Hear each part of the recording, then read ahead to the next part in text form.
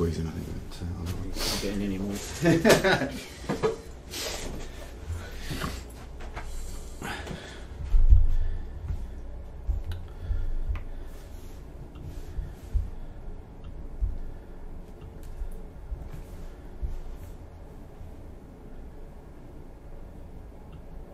Well, welcome to the Mid-Kent Metals Isthmian show, and we're back for another couple of hours, of course, talking everything Isthmian League tonight. And of course, we'll be as usual to my left, if you can see him live, just about. Is Keith Mamar. Welcome, Keith. Evening, Dave. Happy New Year. And you. Good New Year for you. Yeah, it was all right. Apart from football. And of course, then right to my far right, Gary Alexander. Welcome, mate. Thank you. Happy New Year to you as well. And you.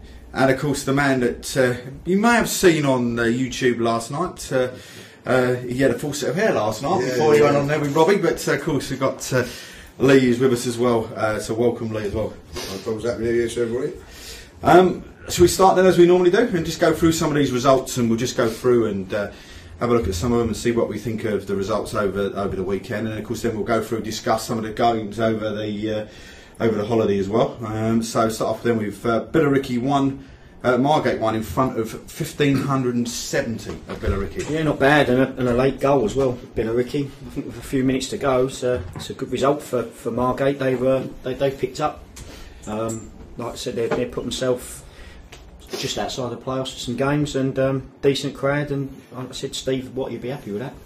Absolutely. Yeah, I spoke to Steve, to be fair, the other day, and like he said they was good for it, and probably should have held out. On another day they would have held out, and unlucky not to get the result. So it's a great result to go there, and like you said, to get a point with what Billericay are doing this year, it's an exceptional point. Another 1,570, so it's not a bad little crowd either. No, very good. Very good. Dorking Wanderers against Wingate and Finchley. Unfortunately, that game was postponed. But Dulwich Hamlet 4, Folkestone and Victor 3, 2004. Well, 2001 and Wigan we get. No, what a game that is. 4-3. Obviously, Dulwich gained 2 points over Billericay there, so they'll be happy with that. Obviously, with the game over Christmas getting called off as well between the two of them. Folkestone said that he's got a good side over there, Cugs, and they're sitting third, so it shows first versus third, massive crowd, and they entertained, and a couple of late goals as well. Yeah, I mean, Dulwich looked like they've got over there. The sticky spells, wasn't they? They sort of had that game where they was quite a fair bit in front of Billericay. I know Billericay had a few games in hand on them, but they seem to sort of like stutter a little bit for 2 or 3 games. Yeah, everyone go through spells. Obviously, some longer than others. Gavin and that, I know him really well. Gavin and Caddy, and I should say Gary does as well. They do a great job over there, and the way they play the football, like I say, I reckon that game would actually be brilliant for any neutral there, if there was any neutrals. And obviously it just helps them with what's going on with their ground as well, obviously with the club. So you want a bit of good news for them. Don't know if you know too much about that. Have you heard about Dulwich Hamlet from? Not really, not that. Obviously there's a big cup going back in the day. So so I haven't really had some. The non-league side, that sort of side, I don't really follow so much. It was more of the. Well, it's a London club that's might not have a ground by the end of the year, and they might cease to exist, and their history going back and whatever. So they're looking to ground share if the Emirates have got space for it. They've got a bit of space at the Emirates if they want it. Gavin like that surface as well. He will do, yeah. To be fair, he's a good manager as well. We didn't get him in. We got the other one, Harlow Town 2, Tooting and Mitcham United 1. Well, it's a big game down there. Obviously, your mate Alex Reed's, but Harlow's had a good turnaround over Christmas, because they've done well. We were speaking beforehand, weren't we? And we were saying that they could drop in it, and they've pulled clear and they've done well. And I kept saying to all the fans when they come on with old Legsy and that, they need to get behind them, and they have, and the crowd's gone over 200 for first time for a little while, and they've normally get decent crowds, and pleased for them. And again, look at that, and of course last minute goals, all Charlie Edwards getting that as well, and I don't know if anybody saw that. I saw a clip of it on Facebook or Twitter during the day. It was a great little passing movement as well that he got on the end of as well, right to death. So good result for them, and pushed them right up to 19th as well. Put some 6 points adrift now. Well, 6 points above the. Like you said, right up to 19th. I'm quite happy with that. Yeah, well, there you go. Is that where you are? We'll let you off then. Harrow Borough 3, Needham Market 2, 141 there. Yeah, again, Harrow, we'll be pleased with that. Needham, as we said before the break, have just sort of slipped into, on a little bit of a downward spiral, and they're just above the not the drop, but they need to start picking some points up because the others around them are. I don't know if anyone's seen anything of Needham this year. No, I've not seen Needham. No, like you said, I think it's tight at the bottom there. So it's like you said, it's important time now that they start picking up points, or you're going to find yourself in a real dogfight, and someone will go on a run down and pull themselves right on it, and someone will get sucked in, and that's all leagues, isn't it? Yep. Just before we go, we already had a couple of messages. One of I've got to be careful about how I read it out, but literally, first one's North Kent non-league. Nice new set, thanks for that. Max Mitchell, do we know Max Mitchell? I do know Max, yeah. I won't read out exactly what he said, but judges you little legend. Then there's a 4-letter word starting with F, the Tottenham, up the berry. So he's What's he, an Arsenal fan, yeah? Yeah, he's an Arsenal I just wondered. Kingstonian 0, Thurrock 1. Yeah, we had Leon. Big result for Thurrock. Obviously, they've pushed themselves as well. They've had a decent sort of Christmas period. Kingstonian playing tonight as well, aren't they? Need some points. They've dropped down, so it's to third now, or fourth from bottom. Still got games in hand, but big club that you want to just sort of see do well. Oh, the FA Cup draws just come out. Not interested. No, mate. Leiston 1, Leatherhead 2. Yeah, again, Sammy scored as well. Did he get one Yeah, Saturday? he got one Saturday. And Tom Derry, who they've signed, who's decent. Play, yeah. I know they got him from Kingstonian. I've rated him when I was at Billericay, but he will score goals. Tom, he's a very good player, and to go up there, Blake scored as well for Leiston again. Matt Blake, good result, and he's put them in a good position now. Run how many points off are they now? They're 6 in a row. they're 8 points off the playoffs, but they still got 3-4 games in hand. And when they were sort of only third or fourth from bottom, people were looking. We said they're strong now, come, and it's good for them. You've only got to look at a squad to know that's going to turn around about the FA Cup run. They've got experience in there to win games in that league, So, like, as you said, 3 or 4 games in hand, they're going to be pushing for that playoff. Well, that message coming in was from Dave Hodges. Dave Wolf from Abbey, Yeah, good friend of mine as well. Lee, just watching the FA Cup draw. You okay, mate? Abbey legend. Yeah. And David, he's put deeply dippy Lee. So. Merstham against Hendon. That game was postponed. Met Police 1, Brighton C 1, 110 to watch that one. And Aaron Condon getting a goal. So don't seem to score as many as he has done in previous years. Well, they've had a turnaround at Brighton, you see. But again, Jim's doing so well over at Met Police. Just outside the playoffs now, but they're still in touch, and just going to show what a great job he's done there. Staines Town 3, Burgess Hill Town 1. Yeah, stuck Burgess Hill to the bottom, hasn't it? And I know they've got games in hand, but it's Staines again are flying. They're still in the playoffs, and they're going quietly along with not many people talking about Staines, and they're a big club as well. They started well, though, didn't they? And they They're weird because they're one of these teams.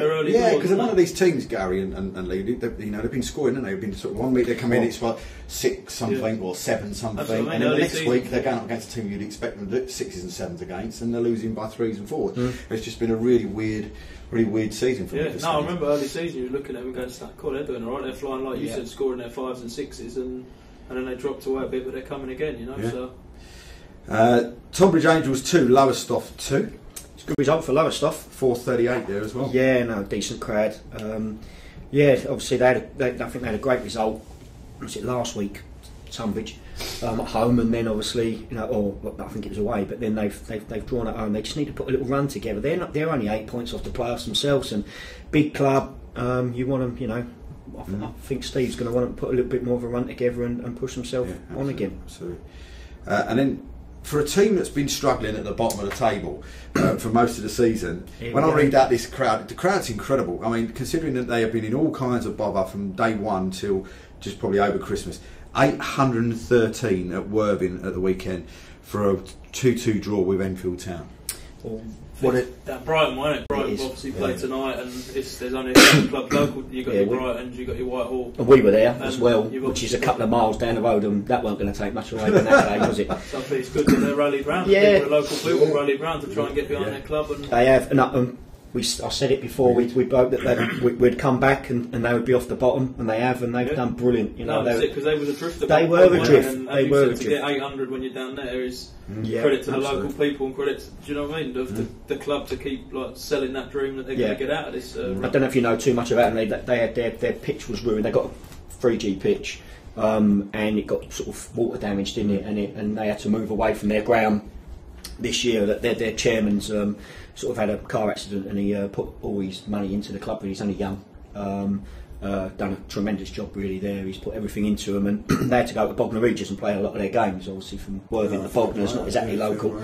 They've come back really quick. I think the FA did, or FIFA helped them out, didn't they, as well, from right, and they've come back, and the crowds have just absolutely got down there and really supported them, and great story for non-league really. Yeah, absolutely.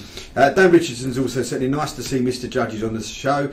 Definitely kept a few referees on their toes back in the Spartan League days. It was good to referees under 18 side weeks ago when I was back in London, top bloke.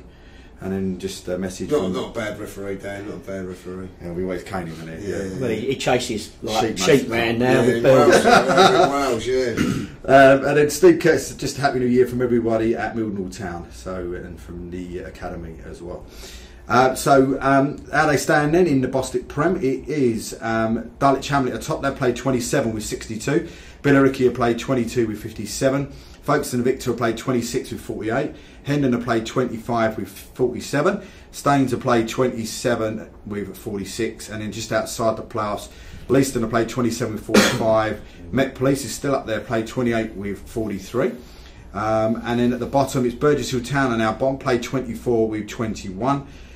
Tooting and Mitcham have played 27 with 25. Worthing 27 with 25. Kingstonian slipping into there as well, played 24 with 26. Needham 27 with 26, and Harlow pushing up 27 with 27.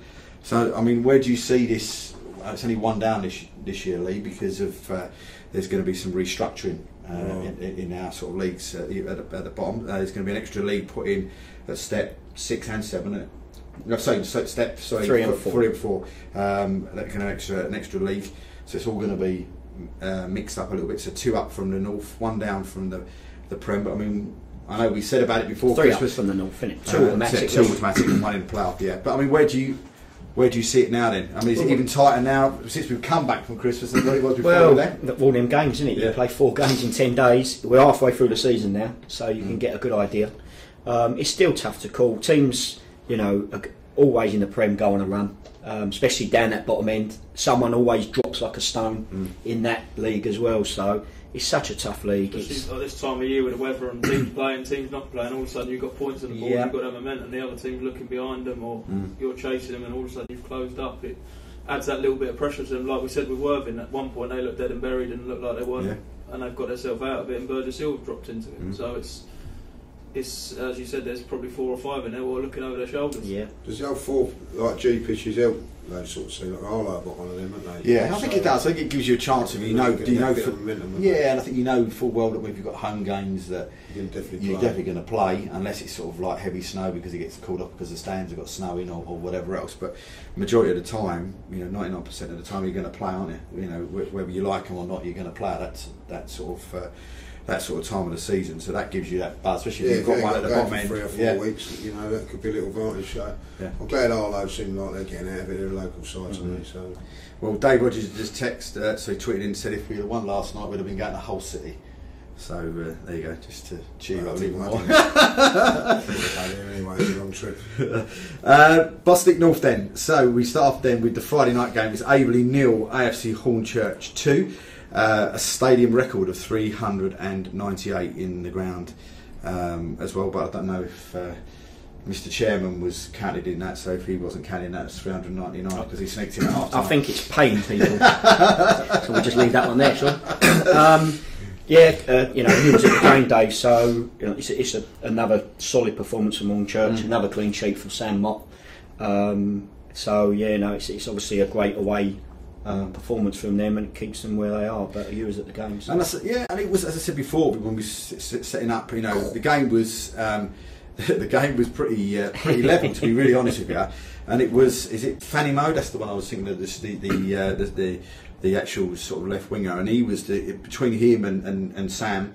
It wasn't really, other than those two, sort of much more of a difference between the two teams, except for experience in the Hornchurch team to a younger sort of Abley side that was sort of just getting together. You know, because as I said, the side's changed quite a lot in the last few weeks and still sort of changing, but it didn't seem to be too much in there. And I think speaking to James afterwards, he was, you know, he'd only just come off a 2-0 defeat by the league leaders. He was quite pleased with the performance that, you know, that Abley had actually put in on the night. And I say it was a cracking goal, you know, and then also I think if you look at that over both leagues, though, in the north and the south, they're tight. Like you're saying, you've watched that game and there was nothing between the league leaders and the Abley side. If you go into the south, there's not loads between any of the sides. Anyone this season, you'll get weekends where you go, oh, that's a banker, and all of a sudden you look at the results and it's been turned over. And you look at, like, for example, Ramsgate in our league, you'd never have picked them to beat Lewes the other week. And we went there last week as with Greenwich, and they gave us a right scared, you know. So anyone can beat anyone. There's not that much of a gap between anyone, and it's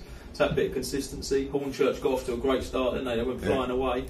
And it's given them that little bit of cushion to allow them to have a stop, but they picked up again and they're winning games. It's just their defence. There's obviously there's a team in all the leagues that have got a great defence, but they've conceded 19 goals in 25 games. We just went through their team there. Like, we were just sort picking out players there, going, is that so and so, and we're going decent. Do you know what I mean? So they've got that experience. They've got players who have played a little bit higher and.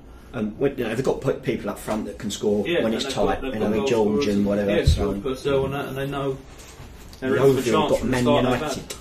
Yeovil, Man United and Newport County have got Tottenham. Just to make it interesting for us. That's enough.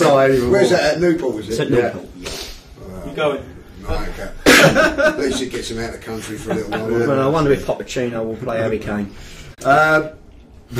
Barking 1, Hertford Town 2. What a great result for Hertford. They keep popping up with these results, same as what we're saying, because Barking have been on a great run. They went a goal down as well, didn't they, I think? Yep. They went a goal down and they've come back.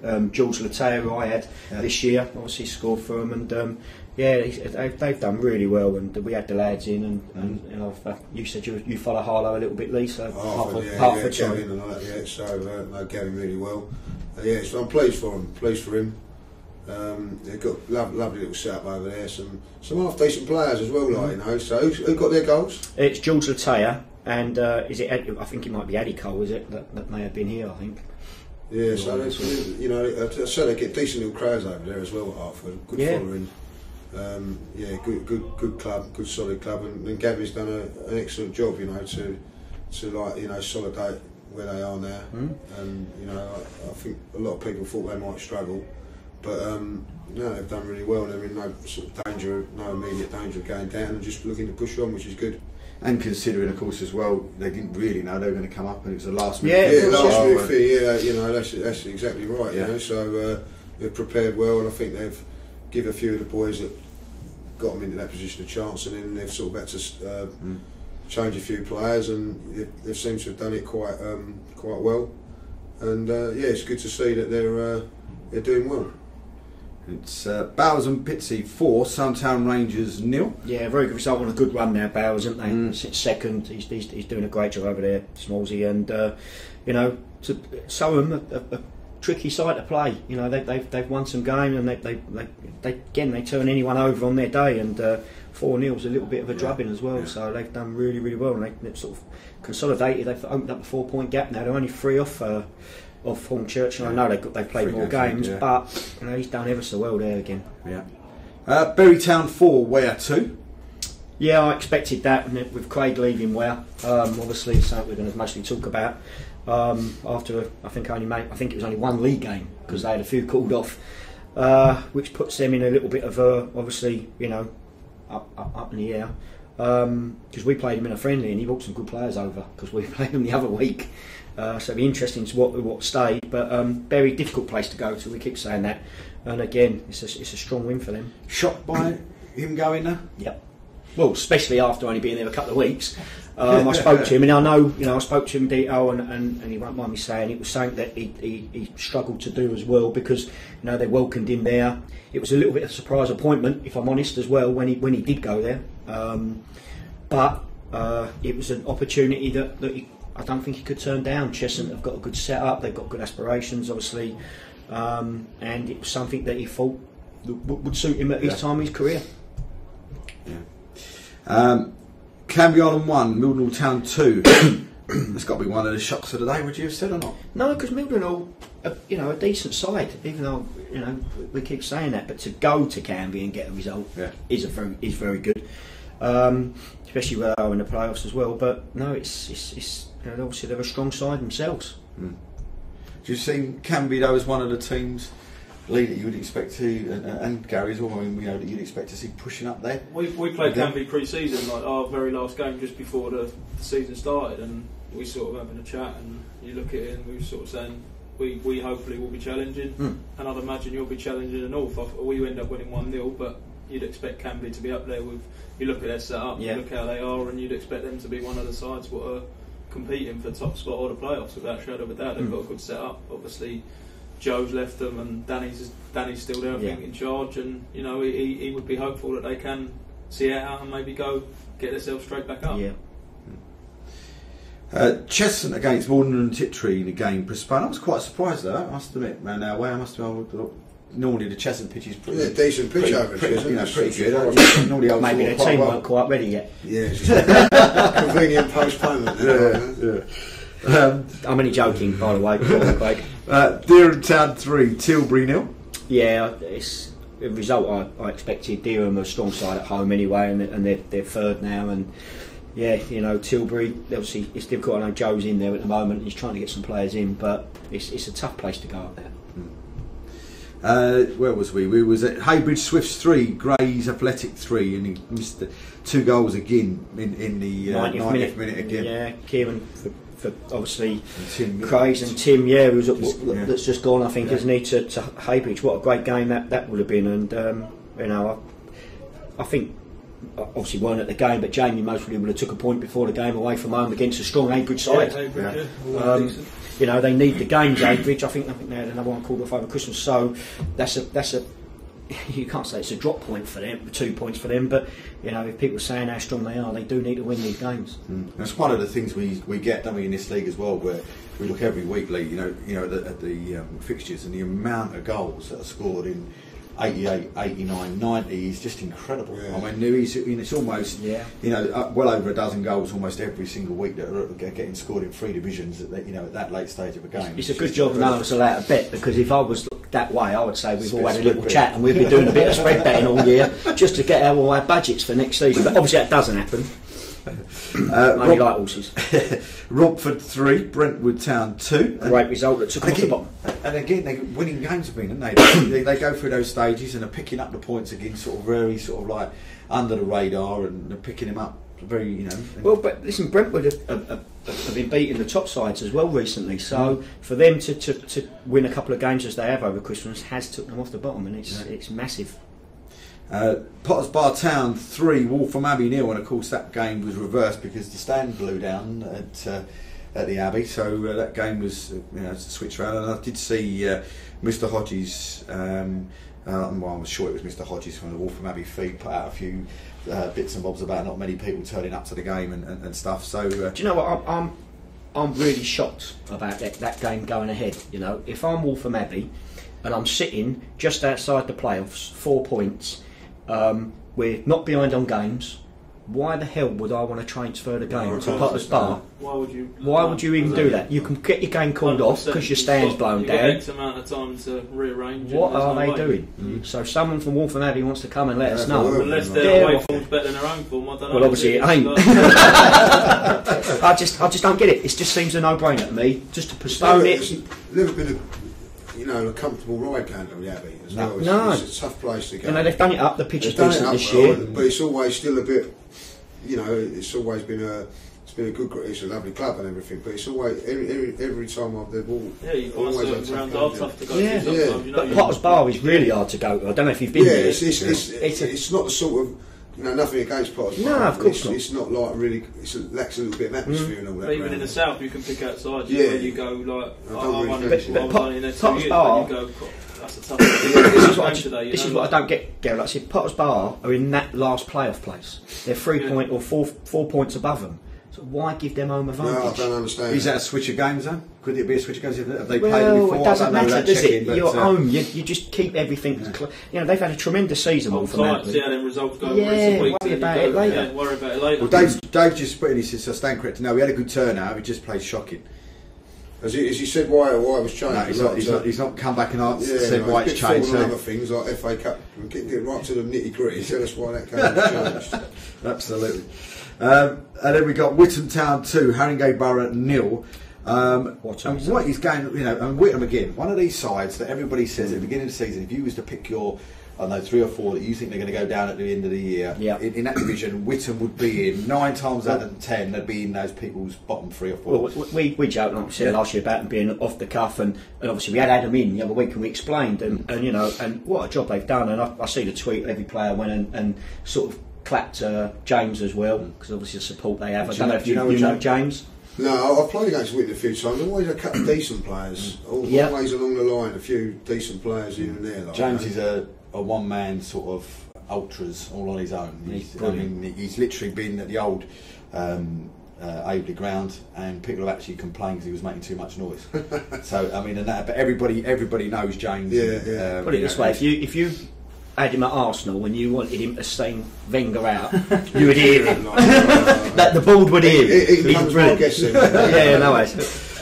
So Dave's just come back. We want to play football every week. Simple, but it's I get that. But you know, you just had 4 games in 10 days, so you've had enough football. I do understand why, and if you're on a good run as well, I get it. But as I just said, it just looked a little bit strange. I just think like a game like that, home advantage is a key.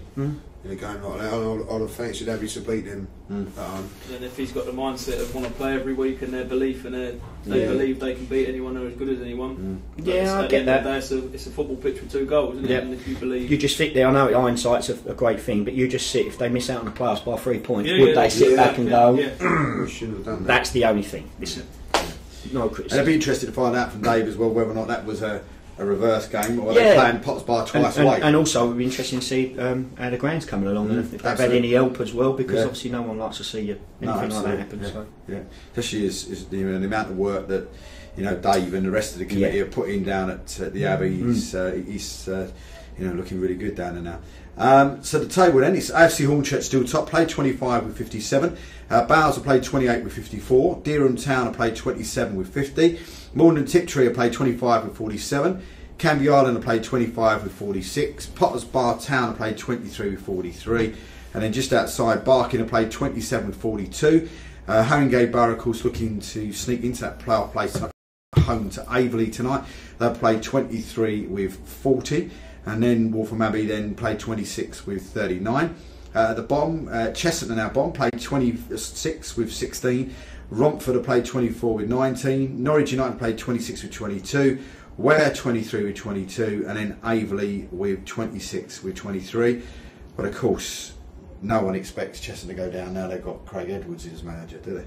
Well, they don't, and I don't think they will. No, because he will bring some players over. I think he's getting no disrespect to what Steve's done over there beforehand, and even Paul. But Craig has this thing; he will get players in, and I see the side he brought over to us against Ware in the friendly, and it was like, how the hell have you got all these over? They were decent. So I'm not saying he's going to ransack Ware to get the players, but he will bring players over, and I definitely expect them to rise quite quickly. Do you know Craig Edwards, Lee? No, I don't. I know that he was at Ware though, and that's an interesting thing now. If they're all signed for Ware, how can you get so many players? I don't think he did say he wouldn't take them, but his phone book is the size of the Yellow Pages, so I think he'll be all right. And obviously, with maybe a little bit of backing, I think he would. And also, they've got a good side chest there already. They've got some good players with Jason Allen up front. That's always going to fall for goals. And they shouldn't be in that position in the first place. Not really.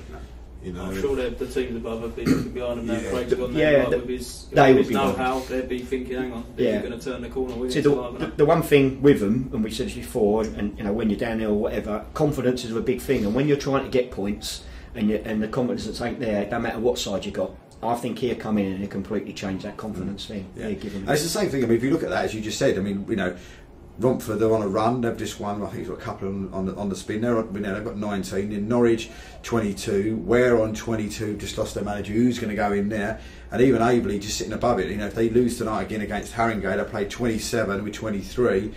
All of a sudden, they played more games than anybody else that's sort of sitting down there as well. So it's certainly going to be a real sort of. You worried, Dave? Then? New ground, new manager, and everything you thought was going to be rosy. Yeah, no, I think it is a little bit. And I spoke to, you know, spoke to James about it on, you know, with Aveley TV at the weekend, and you know, he's not concerned. I think he knows that he's going to get it. Did you have a rant a bit like Lee did? No. I would say, looking at that, where I'll be worrying if I was Ware. Yeah. I think I may agree. They're lovely people up there, the secretary deal and that. Really really nice people. Though, if Craig gone in there and signed all these players, it's difficult to get that amount of players out. Unless obviously they go, do you know what, we signed for Craig, we're off. But then Ware can play hardball and go, well, you're not leaving because you've committed to us. But if they don't want to play, then you're stuck again. You're stuck. We don't know, you know, what he's done there. But you know, you would with the financial bit, you're still sitting there thinking, but they've got a couple of games in hand. You know, with the Aveley thing, you can't always say you're too good to go down, but I do think with the two managers that Cheshunt and now Aveley have got, I think they might just have enough to get out. So Norwich, Ware might be a little bit of a panic station, a little bit, but it's a long way to go. Well, Dave Rogers has said, it was a reverse fixture. Yeah, they've almost finished the repairs. Will be okay for the reserves on Saturday.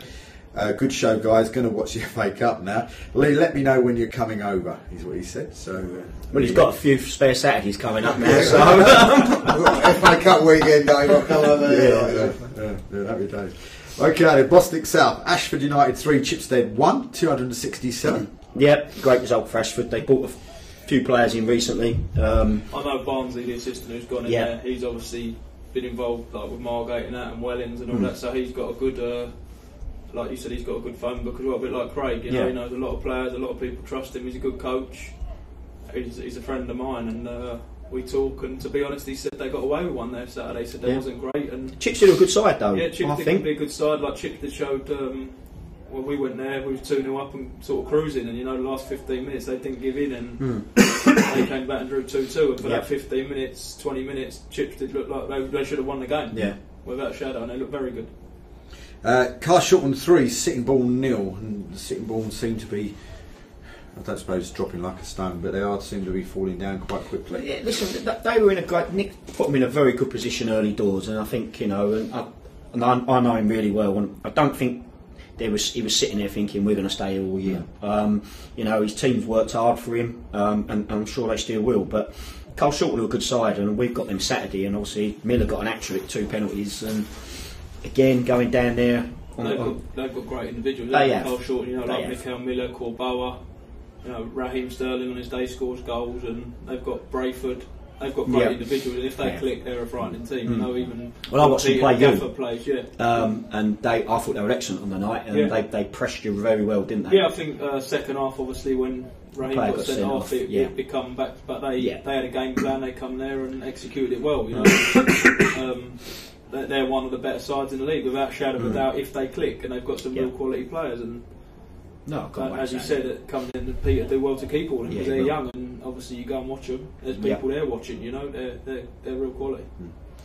The manager goes, and it's Hastings 2, Greenwich Borough 5. Yeah, Jack Barnes got a hat-trick as well. Do you know what? 2, Jack, 2. He's always putting down his hat-trick. Oh, he'll take that, Jack. Yeah, he's got him down as an hat-trick, obviously, because as it goes, it said that Trevor's got 2 on the... And I think Tom Beer's not down there. Tom Beer actually scored, who's left the building. But he's gone, I actually thought, because obviously Gary going, and we talk about it in a while, that Hastings might have got some sort of result there because they're decent at home, Hastings. They're a young side as well, and I know, you know, 2 players have gone, and they still got some very good players at Greenwich Borough. So I wasn't going to take that away. I just thought, you know, a little bit upheaval. What would the players do? Hastings, difficult place to go. There's 400 there as well. They get a good following. Big old pitch, but that's a very good result over there. No, well, 100%. Like, I know Steve well. Steve used to obviously. I know Steve well. I speak to Steve an awful lot, and obviously, but you know what? That's credit to the boys. Yeah. With what went on during the week, I saw what them boys were about on Thursday when I resigned. I saw, and they've become real close knit, and they've got this team spirit now, which is putting them in good stead. And obviously, I don't know what's going to happen, how many stay, how many go, but. Like Keith says there, they've gone to Hastings and they've put in a performance where not many sides will go there and win 5 or score 5 there. Not against him. The thing is, I mean, as well, one of the things for me as well with that was you get a player, I suppose if it's an Arsenal player or if it's a non-league player, whatever it is, that doesn't necessarily do it for you, and then goes to another club, doesn't necessarily do it there, goes to maybe a third club in one season or just in a short space of time. And then he's absolutely on fire, looks like a completely different player. And the one that I'm thinking of here is Chindy McKenzie. You know, when he was at Harlow, never got a kick. Never got a kick when he was at Harlow because it was Alex Reid would always get in there before him. And he's gone off to Greenwich Borough. 77, I think. And he's absolutely the thing which, you know, and Garrett would say more when he's gone there, but, you know, certain, especially goal scorers, just fit with certain clubs. Alex... We said the same way, you know, apart from Aveley. Other, you know, centre forwards do that. They just fit in well. But he is a goal scorer. He done well last year at Romford. He's gone to Maidenhead. The first 6 goals, obviously, the first 6 goals I see Chin, we created chance after chance after chance. I think you see it when we played yourself, you know, like, and we wasn't taking them, and it was like, I just need someone to score this scruffy goal. And like, I was searching. That name come up, and you look, you don't score 40 goals, whatever level you play, if you don't know where the net is. And Chin had done that at Romford. The game at Phoenix was a prime example that I watched over in Christmas. And he pops up, and I think every goal Chin scored was in the 6-yard box. And I was saying it for weeks. We was going through a bit of a rut where we drew 4, but we was missing chance after chance after chance. And me and John are sitting there going, "We need someone to score the dirty, like, the horrible goal almost." It's not. It's the same with any goal, but it's a horrible goal. Who's going to poke it in from a yard? And Chin's got that knack, and if you've got that knack and you're in the right place, then you know you're an asset to any team. It's weird. Sorry to interrupt, but like he went down to Burgess Hill first as well,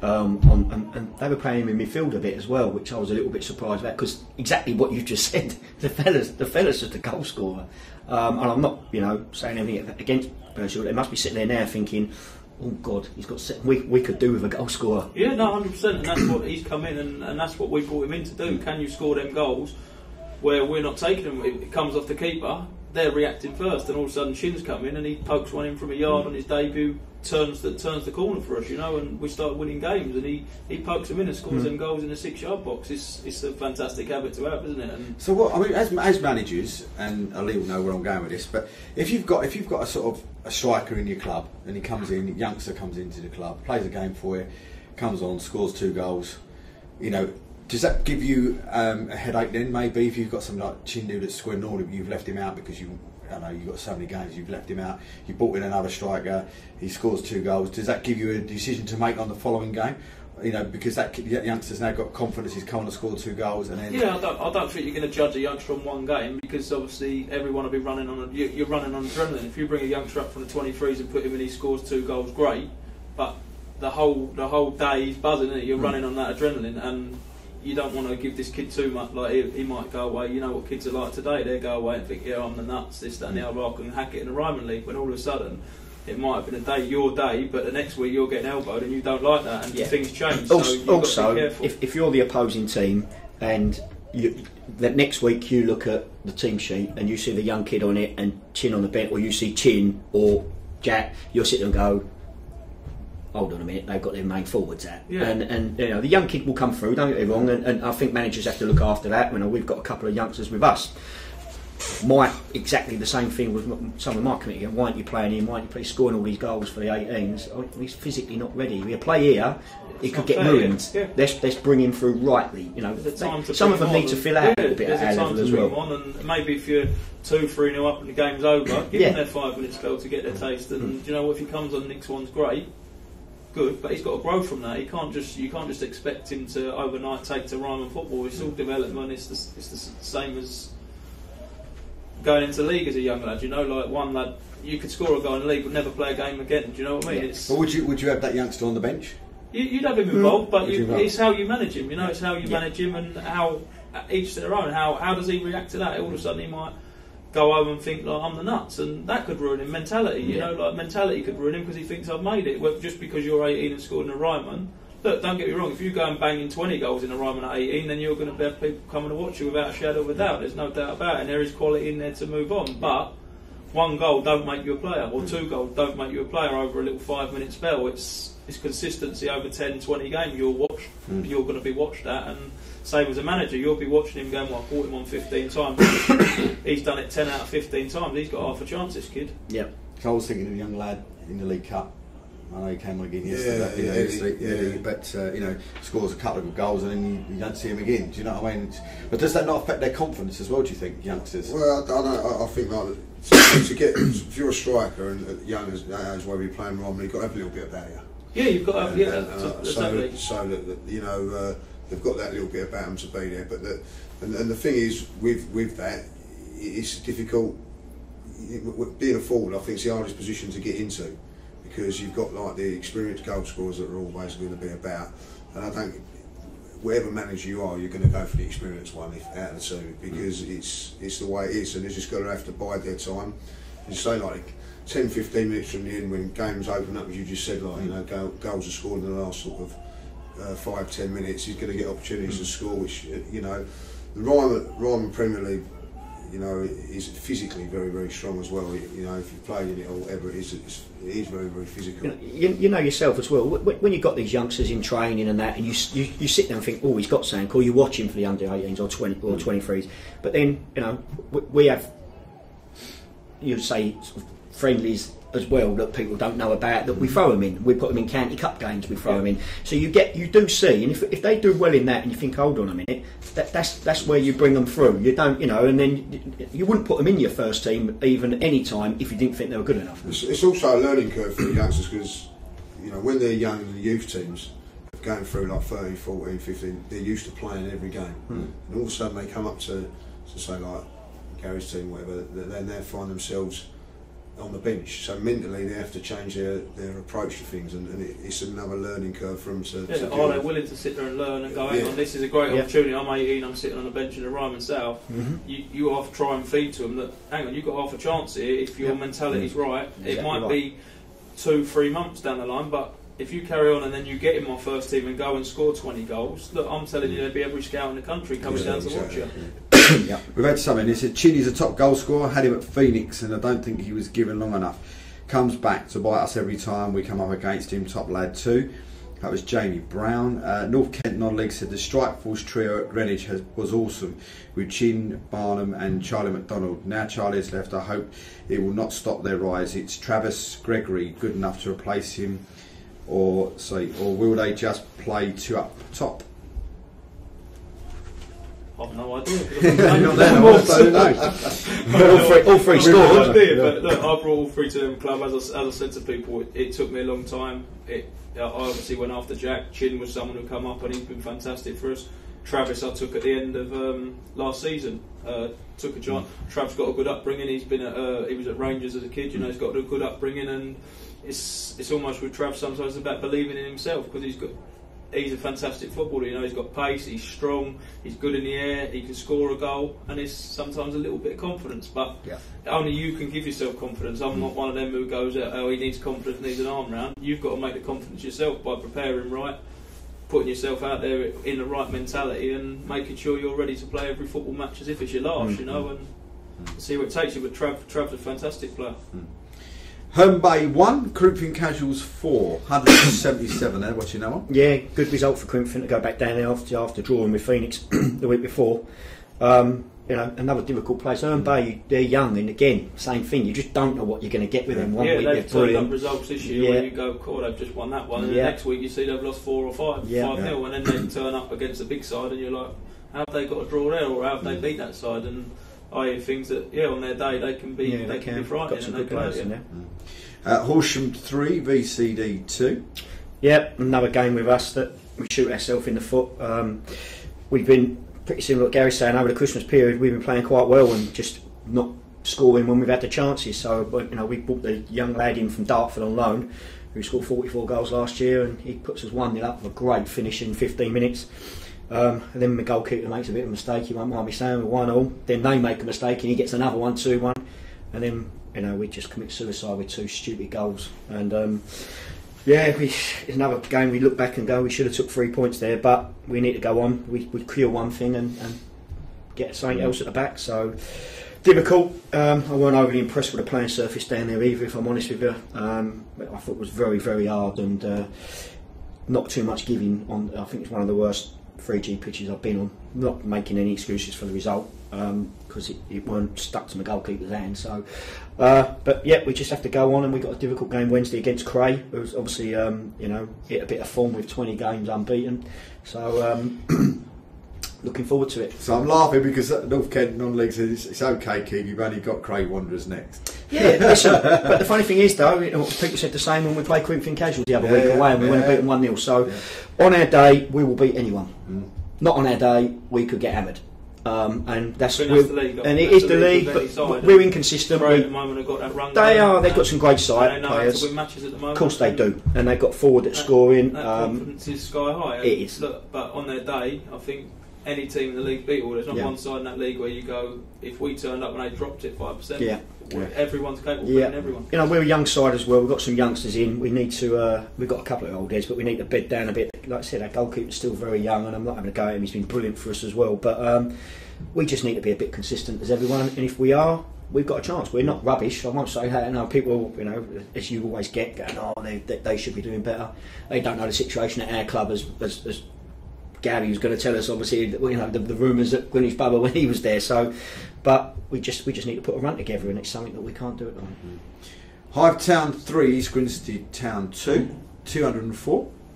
Yeah, it was a result I expected Hive to win at home. Again, solid.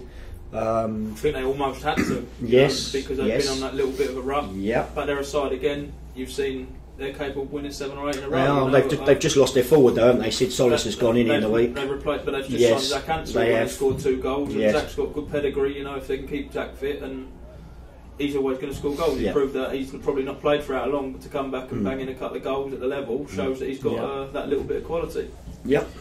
Lewis 3, Faversham Town 0, 551. 2 90-minute goals as well. Yeah. Billy Medlock again. He's like, it's a result. I thought they would win. They bounced back well for their defeat also against Horsham the week before. Faversham are again a side that can beat you on their day. They're very big and strong and powerful if you match them. You've got a decent player in the middle of the park as well that I really like for them, that's been there for a while, that's drifting in and out. But again, they needed the win to bounce back, and it's kept them top of the league with a game in hand as well over Corinthian Casuals, but obviously we've quite a few in. I think obviously Lou's start has put them in good stead, and obviously they can have the odd blip along the way because of the start they've had, and look, they're in pole position, they're the team to catch, but like you said, every time they have a blip they bounce back, and they've got this habit of scoring late goals, and Darren, when we played them, Darren was the first to admit how we've got a result, how we've got a point out of that, I never know, but that's what good sides do, when they don't play well they get results, and Lou seem to be doing that. So they've just signed Omar Lawson from us as well, who undoubtedly was our best player, and it add to them. Scores goals from midfield, good player. They're solid.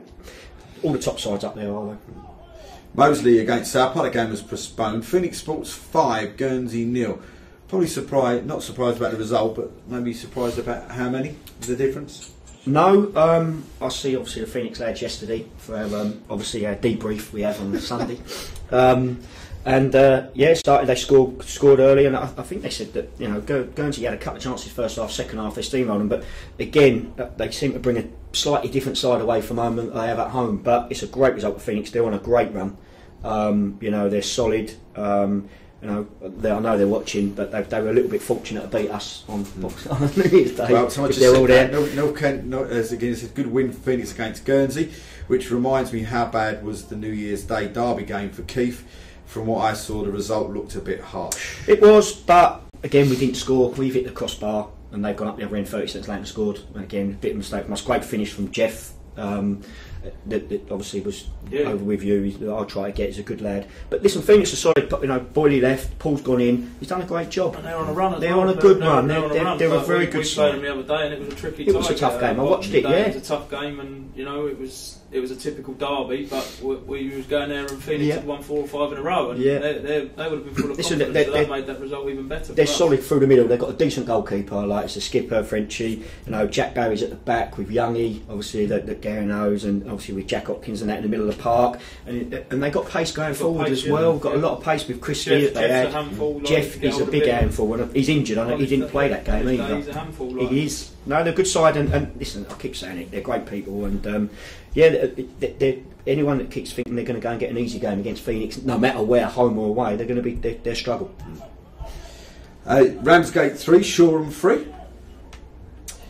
It's got to be a good result for Shoreham. Yeah, they keep drawing though. That's the thing with them, and it is. They need to win now because that is the downside. Molesley are there, but Ramsgate, as you said, Ramsgate, one of them sides, they're a tricky side to play against. Lloyd's got a good side. There's some good players. Yeah, the young Paxman, like Paxman, him. Yeah, Smith. They're good players. with good movement, and allow them, and they can hurt you massively. We beat them twice. They've shown that. That just shows it. And then they've gone and it's strange.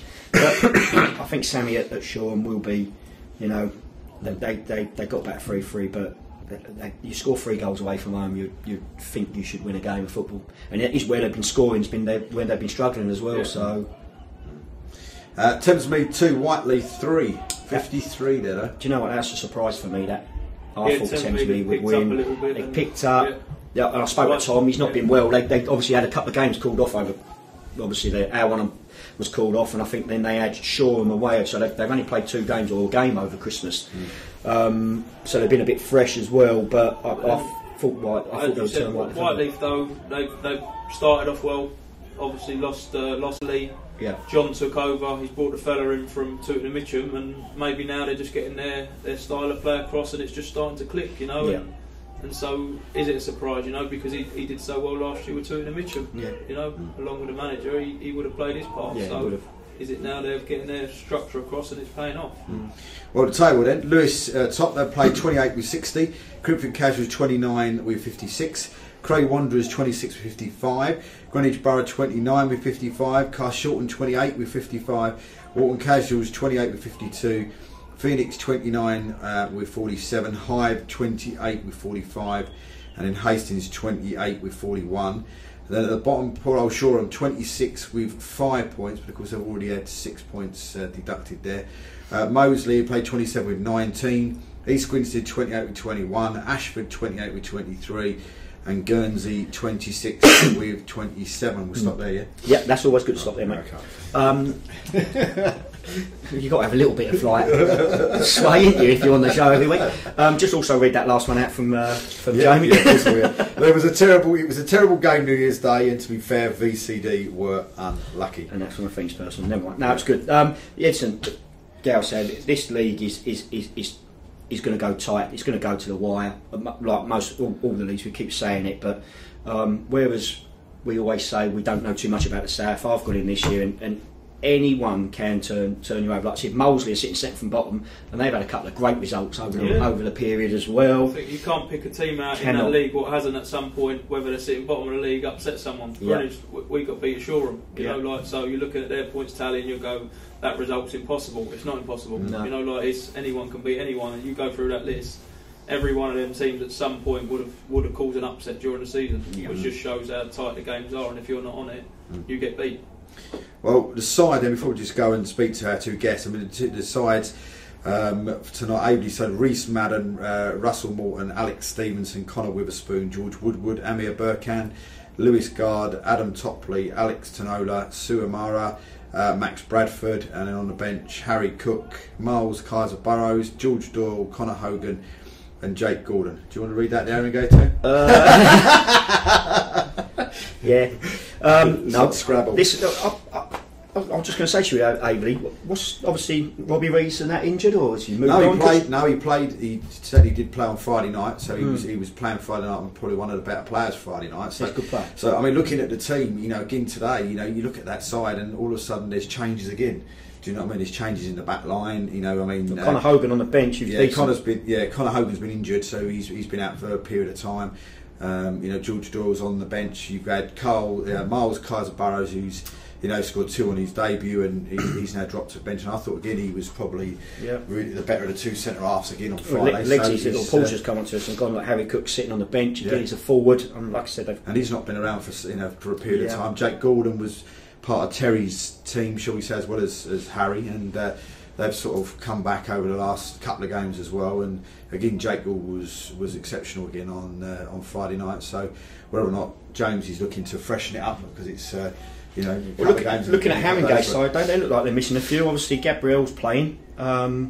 But Haringey would have played Saturday though as well. Yeah, they did. So Saturday, Monday's real tough. Lawrence Sheeger's on the bench. Lawrence on the bench, but even like they seem to be missing a couple. So, but again, difficult place to go, and they're a good side. Yeah, and it's of course it's El Plastico as well. Plenty of pace as well, like plenty of pace out there. Plenty of pace. Like, they're quite open at the back, and you can get at them. But listen, if they counter you, they counter at pace, and they can finish as well. Yeah, their goal scoring decent. Well, before we talk to Gary, we took to go with Lee first. If Lee's sitting right next door to us, I suppose Lee. I mean, the one thing that we've noticed, or I've noticed, especially in the last 2 or 3 years, is something that you do yourself with Arsenal Fan TV. There's a lot of TV stuff in non-league. I mean, how did you sort of get involved in it with Arsenal Fan TV, and 2, do you think it's a really sort of good thing for non-league clubs to be doing and sort of promoting themselves in that way through sort of social media and YouTube and TV channels? Oh yeah, without a doubt. I think it's a great thing. I think it's great for all football clubs, if I'll be honest. You know, how I got involved with it is that I used to go to games, and you used to see like Robbie and the guys being interviewed and that, and just walk past it, and I used to watch it. And then one that we played Swansea. I had a bit of a meltdown. I was just walking past it, and I just said something, and someone just said, "Why don't you go in and say that?" So I said, "Well, I will." And as I said it all opened up, and there was Robbie and the camera. So I thought, "Well, I've got to say what I've got to say now." So I said it, and 5.5 minutes later, that was the end of it. Like, and from that moment on, I've just been going on it regular. And it's opened up loads of different things for me, you know, and I like meeting former players, and like one of the best things that I ever had was when I was in Munich last year. I was in a bar, and Ray Parlour was there, and my mate turned around and said, "Oh, should we go and have a photo done with him?" So I said, "Yeah, come on, go over." And he went, "Oh, hello Lee, how are you, all right?" And started talking to me like he knew me, which was unbelievable. And that's what the power of social media and TV does now. There's no 2 ways about it that the Arsenal players do watch. They do watch it. I'll guarantee that, with a non-league team, they're watching it, and there's no difference between a non-league player and a mentality of a professional footballer. So they watch all those things. You even get like Alex Oxlade-Chamberlain tweeting about it when he was at the Arsenal, and they'd done a thing with Mustafi, and they said, "What was your favourite TV programme?" And he said, "Arsenal Fan TV." So, and it is good, and it gives every club a bit of exposure, and as I say, I follow like Hartford's games, they put all their games on TV and all that, so just like, if you're coming home from somewhere, just see how it's going and a couple of goals or whatever. And I think it is good from that point of view, and puts pressure on it puts pressure, I don't know, Gary feels about that if they've got things like that on the social media. It does put pressure on managers and things like that, but I think it's the modern way now. Social media, Twitter can be a funny old world. What's said on it and everything like that. But in saying that, if it weren't for Twitter, you probably wouldn't be getting the success that you've got. No, social media's been massive. Are you sort of given guidelines what you can and can't say? No, not at all. Like, no, you just. Have you seen it? No, my son's an Arsenal fan, but my other one's a Tottenham fan. Listen, the first one that I went on, I swore on it, and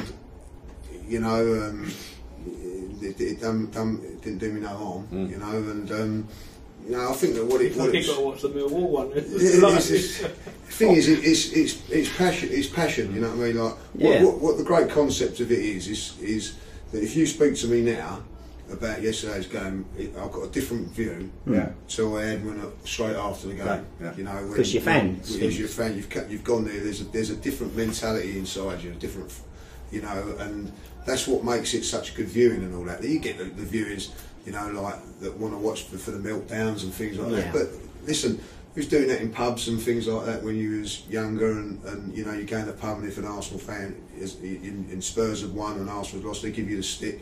It's just the same. It's just banter, but it's gone on to a bigger scale now.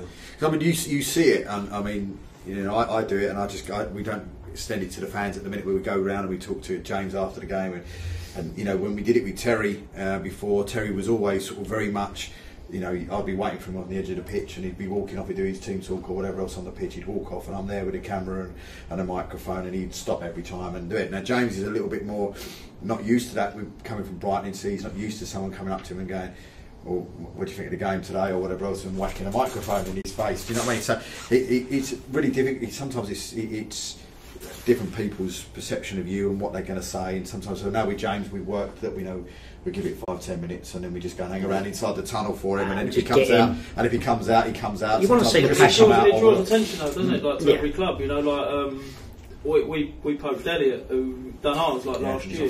He then got headhunted by Leighton Orient. He's now took over at Leighton Orient, and had he not have like sort of come with us, he was working at Thamesmead, would he be where he is now? And he got the full reign of it at Greenwich Borough, and like I think everyone went, oh hang on, what's going on there? There was things going up, and all of a sudden people were clicking on it and going, oh, what's going on there? You know, and it just drew attention to the club.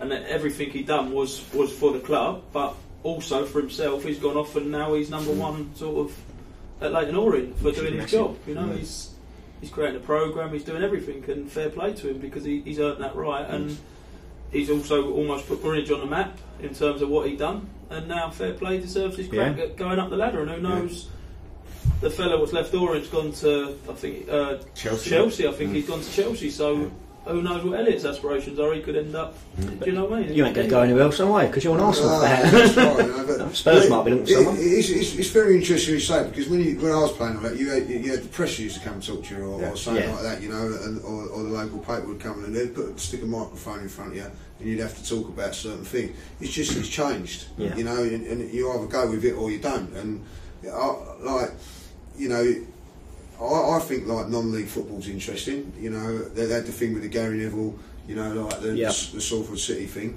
You know, it's interesting because you relate to those players because they're real.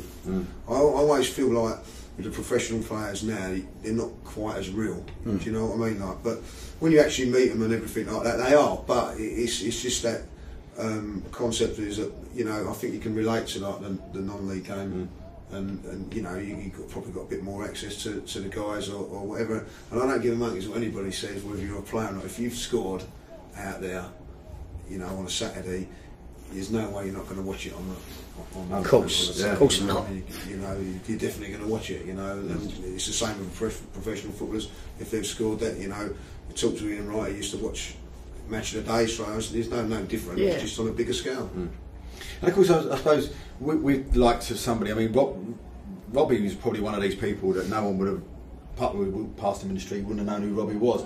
But he's actually sort of, by going on there as well, not only has he sort of done what he's done for the football club and for you know, Arsenal Fan TV as well. Everybody knows him now, and whatever radio show you switch on, whichever TV show you switch on, and they're talking about Arsenal, 9 times out of 10 Arsenal Fan TV gets mentioned on there. You know, if it's Adrian Durham or if it's whoever, Gary Lineker or whatever else, and you always see these people get the comments in. I mean, what's it like to work with somebody like Robbie and people like DT and Troops and all the rest of them? You know, like, they're all good guys. They're all, you know, you get to know them, and you know, like with Robbie, he's somebody who had done a charity walk last year, like, you know, doing the grounds and things like that, and he said, well, I've got to just stop that because like Talks Paul want to talk to me and things like that. But he's just an ordinary guy that's just had this thought about what to do, and you know, he was struggling at first with it, and I don't know, there was a game against Aston Villa and a fella called Chris Hudson went on there, and he absolutely went mad about Arsenal at that time, and that's what opened it up for him. And from that moment on, you know, listen, it's got haters, you know, and there is like a lot of jealousy with it and things like that. You know, people like DT, he's a nice guy, I'll get on really well with him, but he's controversial, you know, so with that comes the downside of it all. But, you know, I don't, you know, how can I say it? You know, I go into the pubs and go around the football and people ask me for a photo and things like that. You know, it's just, it's a mad world. You know, but are you going to say that I don't like that? Of course, you know, everybody is going to like that. You know, so. And with Arsenal Fan TV, it is massive. It is, you know, I went to Thailand just over Christmas. My brother lives out there, and I'm sitting in a bar watching the West Brom game, and this fella comes up and says, "Oh, Lee from Arsenal Fans TV, all right for a chat," and he's just buying us drinks and things like that. It's surreal, you know what I mean? Like you go all the way over there, and people are recognising you just for what you do, you know. And it gets, I mean, every one of them. I mean. Do you like it? I mean, Elliot was doing it for you, I know, but I mean, was it something that you enjoyed going on to yourself? And you know, did you have it at Millwall? Yeah, I just think like it's for the fan, as you said, for the fans to know what's going on. I think, like you said, sometimes people think you're not real as a footballer, but when you actually meet them, we're normal people. We're exactly the same as you. All we do is go out there, put a kit on, and you get paid to play football. But we're actually real people. All we're doing is, for us, it's a job. Some people, like you said, you get haters in all walks of life. Yeah, of course you do. Some people wanted to be footballers will obviously hate because they've got to go work. And you know, at the end of the day, we're just normal people. And as Lee says, you know, he's met some players, and he's like, well, you realise that they are actually normal people. Yeah. Whereas if you don't get to know these people, you can have a different view on them. Yeah. Was it something that yourself at VCD? I know I know you. What, VCD TV? Yeah, but I mean, was there something there? You hear things like you can. Oh, he's arrogant. You hear people go, "Oh, no, someone said you're arrogant." But how can you judge someone as being arrogant if you don't know that person? No, you know, until you met. And listen, and I say this: we met for the first time last year in the FA Trophy or whatever. The first time we met each other, we mostly sat there and thought, "Who's he?" You know, we're both on the pitch after 90 minutes. We're having a go at each other. About our game. I can't speak highly enough of him now. I said, what a smashing fella he is. And it's not because he's sitting here. You know, once you get to know someone, and people would always say it about me, "Oh, you know, the little sod." Not a problem. Until you actually meet to someone. Speak to someone and meet. You cannot judge and tell someone they're arrogant. It's like someone sitting down here going, "I don't like Wayne Rooney," but you've never met Wayne Rooney. So how can you say you don't like Wayne Rooney? Because he plays football, because he gets paid what he gets paid, you're hating. If someone said to you, it's a strong word, then you can go and earn what he earns, you're going to take it. Do you know what I mean? Yeah, and 100%. Because of what he does, he's hated. And you don't know him until you meet that person, until you know what they do with their life and how they help in the background, how they help these charities and do this and that.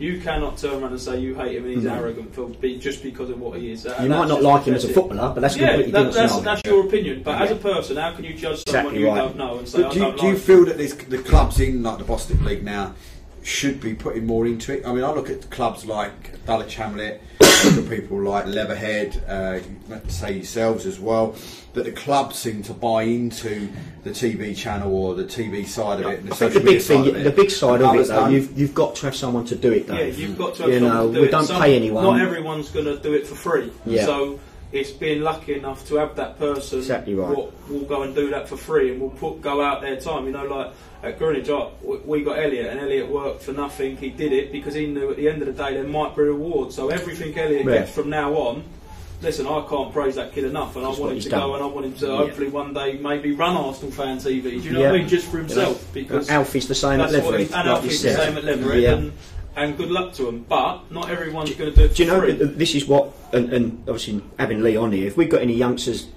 like Alfie and things like that on it that want to go down that route, because there are career opportunities now for them. The non-league is the best way to start, because that's how they get picked up, and every club wants someone who's committed, though. That's it the is thing, 100%. Every week, like Saturday afternoon, I've got to go and film VCD, I've got to go and film Grid for nothing. I'm like, my mates are going out, do I want to do that? Exactly but right. the reward's there. I went into one of the Elliot's old university, he got me into university, and went and tried to sell him what had gone on with Elliot. A lad came, I only see the lad once, and it half gets on your nut, because 1 week he's there, and then what's the point? Why am I only watching? Like, I want to be able to watch my games every week, you know, and being filmed. And the geezer's turned up 1 week, I'm going, great, he's here, and for the next 3 weeks he's not there. That's no good to me, you know. Like, so you're not committed. I'd rather not film one game, you know. Like, but there's loads of people that obviously you get it that sort of offer to film your games for X, Y, and Z pounds, but you know, we've tried to get connected to the local sort of college and say, because you know they're looking to do their sort of broadcasting and whatever. It's a great way to get the experience and a great way to start. Listen, you know, it's a great, you know, like as Gary, you know, Gary's been lucky enough to play football and get paid for it, but You know, there's things in media where if you can do this, you can go like, you know, like for Robbie, what a dream job that is. He follows Arsenal all around the country, home and abroad, and getting paid. But talking about Arsenal, that's Elliot's, like the lad who was with us. He's a Leyton Orient fan, so for him, he's got his dream job. He's got his dream job. Like, so there's opportunities. We was doing something, and he was over at Leyton Orient. It just happened that we heard that he was obviously like working at Thamesmead, and being two ex-Leyton Orient players in me and John, we sort of went, "God, we'd love to have you on board. Like, obviously, you know what you're doing." And to be fair to Elliot, he went, "No, I can't. I work at Thamesmead." But then he's obviously gone away and thought about it, and he's gone, "Do you know what? I'm going to go and work with these guys. They're two ex-players. I support Leyton Orient," and he's come on board and he's kicked on. And as I said, I can't. I want that kid to go right to the very top for what he done for me, what he done for Greenwich Borough. I can't praise him enough. But am I right in saying Bobby doesn't get nothing from Arsenal, does he? I mean, that's Arsenal. That's all Arsenal be helpful. There's access to players. He's had interviews with Gazidis, and there's certain things like that. But no, it's all done off of what he does. It's and to be honest, anybody could do it. Anybody could set up something like that, and I think with Robbie, he's got like certain characters that go on it, which have enhanced it and things like that. But like it's so big. If you ever go to a thing that you have to have police there to organise it, you go to Chelsea next week on Wednesday night, there'd be police there just to make sure that everything's okay. But if you ask Robbie and even myself, did I ever think it'd be as big as what it was? No, I count myself lucky. I was just a fan that happened to just say something. You get people that go on there and they don't get the views. Unfortunately, it is about getting views as well, and things like that. But if you can get the views, then you're going to get on there more often than not.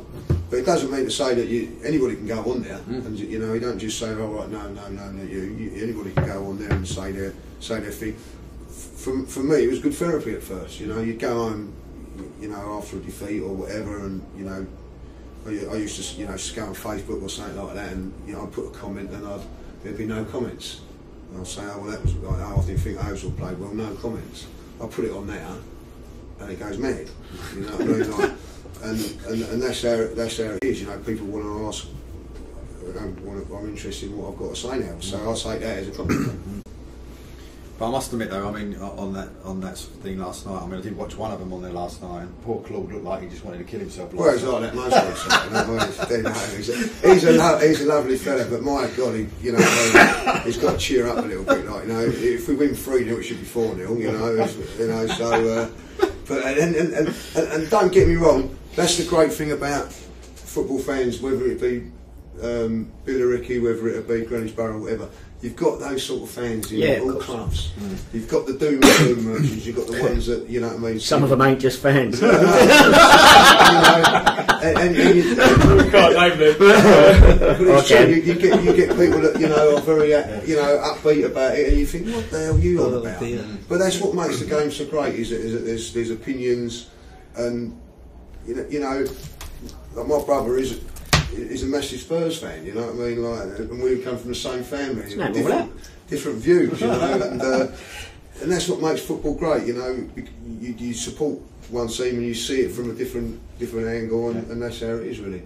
Well, just so everybody knows, the Terminator has scored for Aveley. It's Haringey Borough 0, Aveley 1. Alex Tanola has scored for Aveley. So you're happy at the moment? Yeah, that's all right. Happy days. I'm happy with that actually. Alex texted me the other day actually, and me and Alex sort of had a fallout when I signed him. Something went on, we had a fallout, and I got rid of him quite quickly. And we bumped into each other at Thamesmead. We cleared the air, and nice kid. I had him. Nice lovely kid. It was a football related matter how I worked, and maybe it was in my first year of being a manager. Maybe I reacted too harshly, but I learned from that. And we shook hands and we sort of made it up. And I spoke to Alex yesterday on text, and I sort of said to him, keep scoring the goals. And so happy days that he's gone and got that goal. Good luck to him. Got ability, the kid, hasn't he? He can score a goal. He scored a great goal against us earlier in the season. About 15-yard header. He's a threat when he's on it. He's a threat, and he scores goals as well. So I'm happy that he's gone and scored because we spoke yesterday. Well, Legsy's just tweeted. He said, "Fan TV is more popular than the matchday programme." Do people actually buy matchday programmes? The thing is, I was in Thailand, and you have to appreciate that the fans over there can't. They feel a connection with the TV program. You know, they haven't got that connection because Match of the Day don't show it. So there's that thing that you've got that connection, and you know, as I say, with it all, you know, you through via Twitter or via this, you get to meet people like yourselves. Gary, we've never met Gary at night, and you know that's how it is, and it's a good thing that you can, you know, like sit there and talk football. When you're doing this and you're doing it as the game, are you sitting there watching the game on telly so you can go back and? No, you go to the game. You go to the actual game. You understand what the game. So yeah, so you watch it as a fan. You can go home and go, hang on, I might have said something after the game, I've said that, but then gone home and gone, I've got to apologise here because you know what, you've not seen the reaction, because you see it as a fan. Yeah.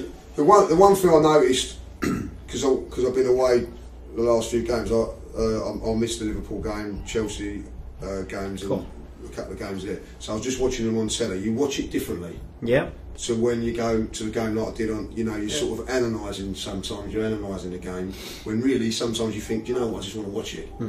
You know, so and then because you're always thinking, I've got to think of something to say. You know, it's no good if like Robin then throws a question at you. Oh, I didn't see that. I was down at the bar or something like that. You've got to be like, you know, professional to a certain degree. You know what I mean? As a fan, you know what I mean? Because people want to watch you on there. And they don't want to see Alan Shearer or next one. They want to see they want to see a fan because they can relate to a fan, you know. And I get lots of people say, "Oh, you know, you say what we want you, what I'm thinking, and whatever, like, you know, because you're just a fan, and that's how it is." And the greatest thing about it all, and even with what you guys do and everything there, you've got a voice now. You've got a voice to say, "Oh, I ain't happy about that," you know. I'm not happy about Gary's decision against whatever, like, you know. It doesn't matter to Gary, but like at the end of the day, that fan feels that he can say that, and you know, he'll get listened to, and that's the greatest thing. It's opened it up for everybody, you guys, everybody. But I just asked the question. But I mean, I do feel sometimes that there is clubs that have got people out there, maybe that doing certain jobs that don't get the support, shall we say, in that sort of fan side of it, sort of TV channel side of it, that maybe the likes of, you know, Leatherhead, Dulwich. There seems to be a lot of support from the club to those guys, and then you might get some guys that might do, say, I don't know, just off the top of my head, I'm not saying they don't, but say someone like Hartford that does it, that maybe doesn't get the same buy-in that say someone like Dulwich Hamlet does, or do you feel the club should be putting a bit more into that sort of side of it to promote the club? Yeah, possibly, but then is it down to the individual to be persistent and just keep going, I'm going to keep pushing till what Alfie does on Facebook. Yeah, Alfie, he's constantly on Twitter, you know, like at Greenwich Borough, Elliot was constantly on Twitter every 2 weeks, a tweet, or he'd be making up some quiz game for the lads to go and play, and you're going, oh, when's he done that? Oh, that's brilliant, you know what I mean? And he's persistent, he's always pushing it. Eventually it takes off, you know, and eventually you have to take note because all of a sudden your followers on Twitter go up because someone sees it and quite enjoys what goes on. So you go from 300 followers to 5. Hang on, that's in the space of a month. Hang on, he's on a good thing here. Let's crack on with this and keep pushing and pushing. So sometimes it's down to the individual to push it until someone takes note. Yeah. I also know, and it's a fact, as I know from a couple of players that I've spoken to at the time, they've actually gone to clubs that have got TVs and have got bigger Twitter accounts because it can help them enhance their business or something like that. You know, I think, well, I'll go and sign for them because they've got like 6,000 followers, where the team that has only got 1,000 or something like that. So, you know, social media. But it doesn't cost you anything, which is the advantage as well.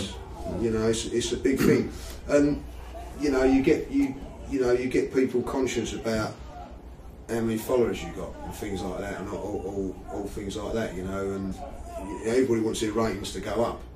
You know, and that is a big thing. You know, and social media, whether you like it or you don't, is here to stay. Yeah. And Arsene Wenger's got to get used to it. Gary's got to get used to it wherever he goes after that. And you know, the bigger the team gets, the more it's going to happen.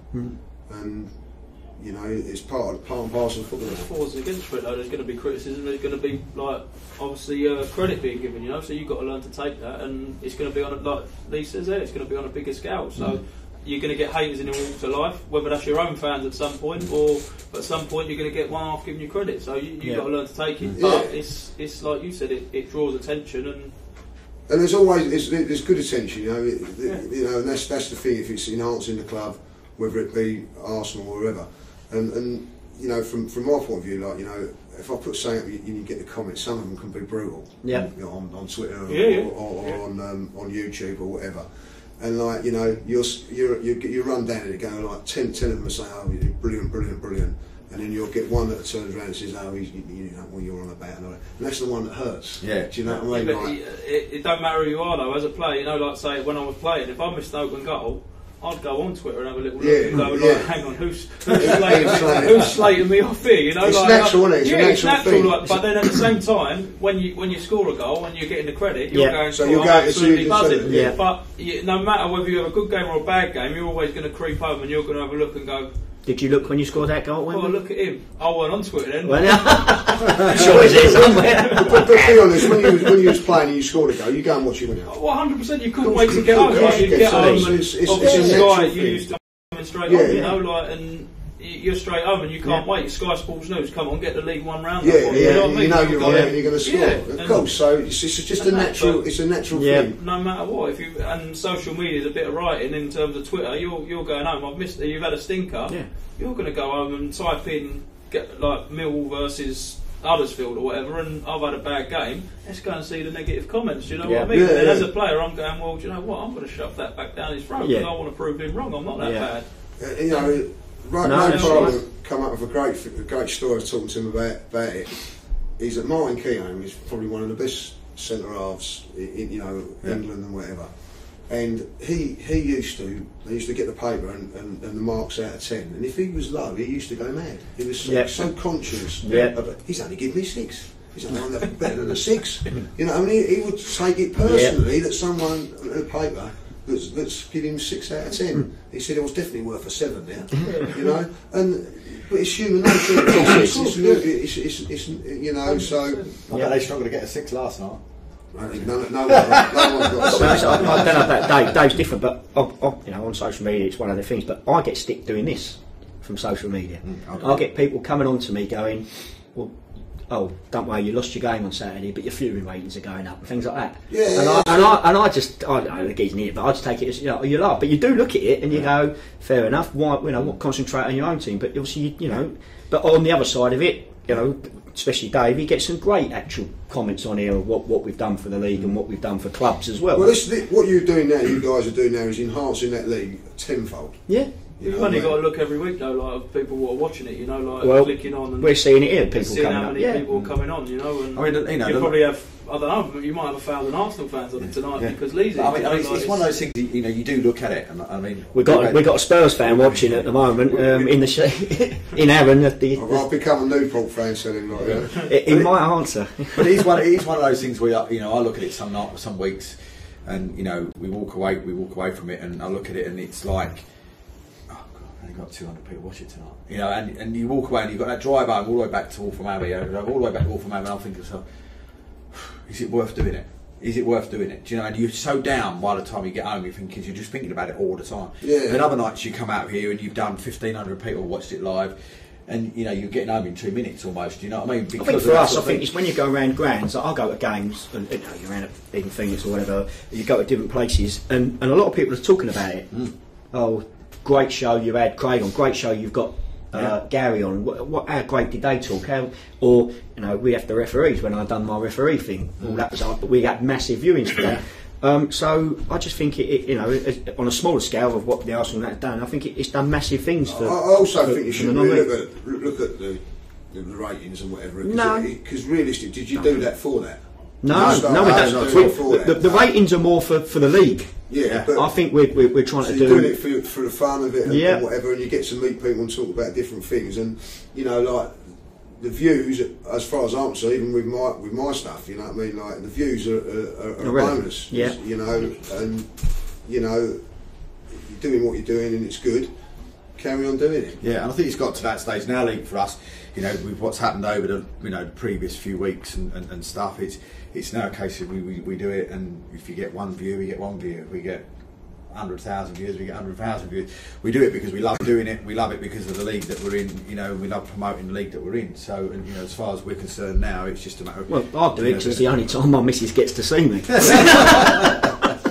But it's, you know, from your point of view, it's good, and you know, I bet like all the clubs at some stage will be watching it, and especially if they had a good win when they go there. Yeah, no matter who you are. They are interesting in what we say about whether it. You just click on just to have a look. You know, like sometimes you click on and people will know that you start with a thread. You know what I mean? Yeah. So they might click on when the South comes on. That's what I want to hear what he's got to say about the South. Like, I've been one of them, you know, like I'm going, well, we've had a bit of an upset, I want to hear what you guys are saying, and do you know what I mean? And did you think it was going to happen? And you click on at certain times, you know, it is what it is. You've got 2 hours and... Did you click on when you beat us, see what I said? Oh, I sure did. It's human nature, isn't it? Like, you know? So, yeah, it's good. Kingstone are 2-0 up against Enfield Town as well. Great result. Come in there. Not good for Andy. Social media is so important for non-league clubs, especially as they may not have a decent website. Any chat about non-league game is so key to help in promoting the clubs at this level. That's North Kent, North League. Just and he does a great thing as well on social media. So I mean, yourself though, Lee. I mean, when you're not watching us, I know you go home and away and stuff. But I mean, how often do you get to see someone like Hertford Town or from Abbey or stuff like that? Not as much as I should. I follow St Mark's because I was played there for a little while, so I go to a few of their games and watch them. Like obviously, like Dave's invited me down. Hopefully that'll be free admission, Dave. So I'll have some of that night and go and see the Abbey boys. But you know, to be honest, it's been a little bit easier this sort of year because Arsenal, unfortunately, are in the Europa League, which means they're playing a lot of Sunday games. Yeah. So Saturdays are a little bit more freer. And I enjoy going to the odd non-league game and watching them. Like, you know, it's a different game for a start. There's a bit more contact, you know, and some passion. You know, and you watch it like, you know, there's always like the chance there's going to be a scrap every now and then in the game, like, you know. And to be honest, there's some good football played as well. You know, there's some good players. You know, we're talking about goal scorers and that. They're hard to find. And you know, if you, as Gary said, if you get 20 goals in one of these leagues here, you're gonna get someone looking at you. And you know, who knows? You know, I used to play with Devon Gales. You know, and his son, like, you know, obviously now playing at Newcastle. Yep. And he was at Stansted, you know, only like 5-6 seasons ago. You know, Dwight now is, you know, like Premiership player, and so it can happen. It's your lad at Cheltenham, he's banging goals in for fun at the moment. We had a lad. He's scored 20 plus goals for a couple of seasons, and he got the opportunity at Cheltenham and he took it. He's in double figures now. Before goodness, I've got to be doing that in the January window, opening that someone takes him. Isn't it one of those things though? Do you feel that these clubs, especially because don't look low enough sometimes for these clubs? The big clubs, obviously the Arsenals and that, and spending millions of pounds on scouts all over the place. But I think we've said this many a time on the show that a lot of the players now from the league are going in. You know, I know we said that Lamar Reynolds was at Newport. Now he's gone on loan at Lake Norrie. There's a lot you do. What is the young man that was at Dulwich Hamlet? That's at is it at Walsall?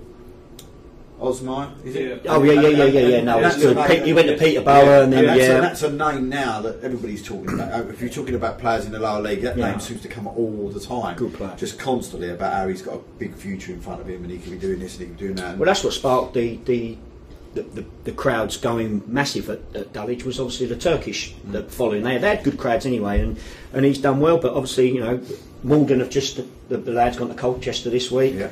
You know, there are players out there, and they will look at you got your Vardys, you got your Gregories at Millwall, you got your Vardys at Leicester now, and I think more and more good players are going, hang on, I've been at this club, I might have to go and play Ryman for a season and be the best player, be the outstanding player, because if people talk about you every week, like even on this show, you'll know players what are outstanding every week. You'll have managers go, "Cool, he was different class today." Well, that's boosting his ratings, and people are going, "Hang on, I'm going to get down and have a watch of this kid, and let's see what I think." And if he has the right game in front of the right person, then who knows what doors it opens. Exactly right. I see yesterday, you know, at Notts Forest, I don't know his name, the kid number 17 at Notts Forest.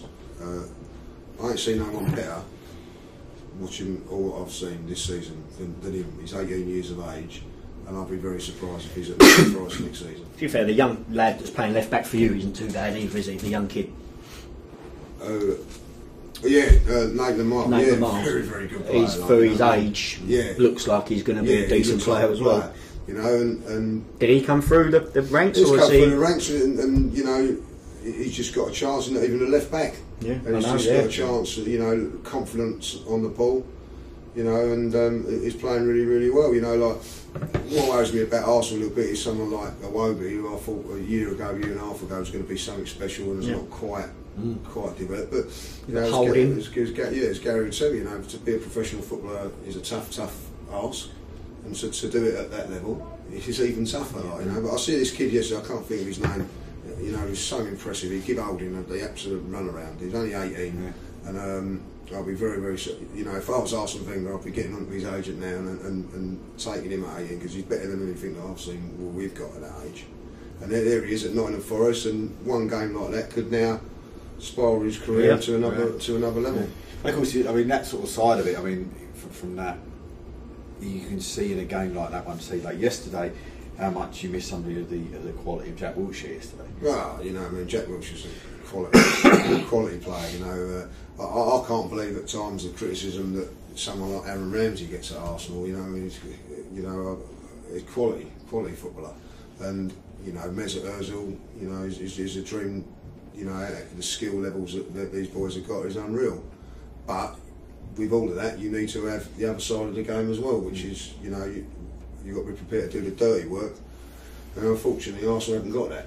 You know, I mean, you come down and watch games like here, you've got players that will bust their gut to do that. And unfortunately, you know, at Arsenal we haven't got that. Well, Gary, I suppose, you know, there's a lot of people out there will be, I suppose, shocked, surprised, very from the outside. Very shocked from the outside. You know, from your decision during the week and resigning at Greenwich Borough. I mean, was that something that was in the pipeline for you, or was it something that something that just sort of happened over a few days? No, to be honest, it's look. Greenwich Borough's been going along, and like Keith will tell you, you've probably heard yourself the stories, what come out there. You hear this and that, you know. But I took over. We can't help what happens in life in terms of we see these football clubs where people go spend loads of money and then things disappear. But at this football club, the chairman happened to pass. He died, and it was all of a sudden, you know. And full credit to his brother. He had a dream with his brother, and they wanted to carry it on, but nothing's ever come out that it was the brother what backed it. Perry wanted to keep it going, you know, and nothing's ever come out. So we've been battling. I took over in the Kent League. We had a training ground then, and for 2 years we had an Astro like that at Sammy Montagu to go out and train. For 2 years, you've been down our ground. I don't know if you've been to our ground. There's a bit of grass out the back, you know, like where we've had to work on. And little things like that, but people don't see that. They think, oh, Greenwich Borough, they must have probably got their own training ground, you know, like, and things like that. It's not the case. And in terms of the players I brought in, some of them players like Charlie Mack, I've known Charlie Mack since I was 9 years old. I've shared hotel rooms with him when we've played in the same teams and things like that. He was coming to an end of his career, and he's going, well, do you know what, I want to enjoy a bit like when I retired. I wanted to enjoy my football and go to a club where I can just play football and poodle along and crack on with my life, you know, and I've got that job. But as time's gone by, people talk and you hear things, but these players have come to me because, well, hopefully, obviously, I've had like something I've influenced during my career at some point, and they go, well, I fancy going to work with Gaz, do you know what I mean, or something like that. And Charlie's done that, word of mouth spreads, and all of a sudden there's another ex-pro coming, and all of a sudden, because there's an ex-pro coming, all of a sudden it's £1,000 a week, which isn't the case. And I'm not that, but people know I'm not that person. I think there's levels and there's reality to the levels, you know, which has to be sort of stuck by. So even when the chairman was alive, you come in and you look at the thing and you go, no, that's not right. It's not. It doesn't suit. So being the person I am, I've got values, and I've stuck by my values, and I've stuck by what I believe. And in this case, I was called to a meeting to say that we had to lose two players, i.e. Charlie Mack, Mark Phillips, two big players. I was said that I still believe you can win the league without them. I sort of said I beg to differ. I said because not only on the football pitch do these guys bring you real quality.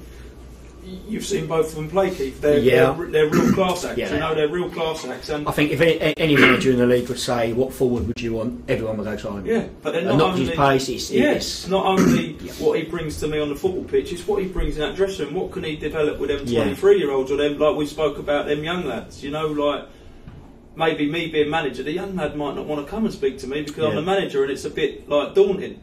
But for Charlie Mack, he can go, Chaz, what can I do here? And Chaz might give him a bit of word of wisdom and help him along the way. And he's more confident in speaking to a player than he's going to knock on a manager's door. And what these boys bring is not just quality on the pitch. They're influential within the dressing room, whether they're playing, whether they're not playing. The way they prepare for games, it's all things.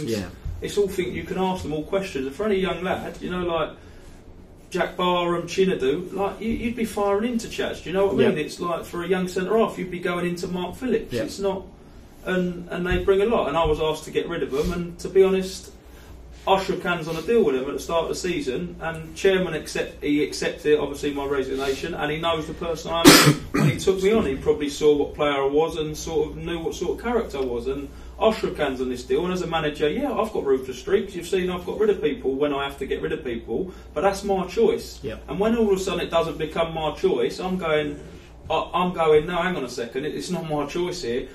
I offered to go. I said, let me go. I said, look, there's enough experience there.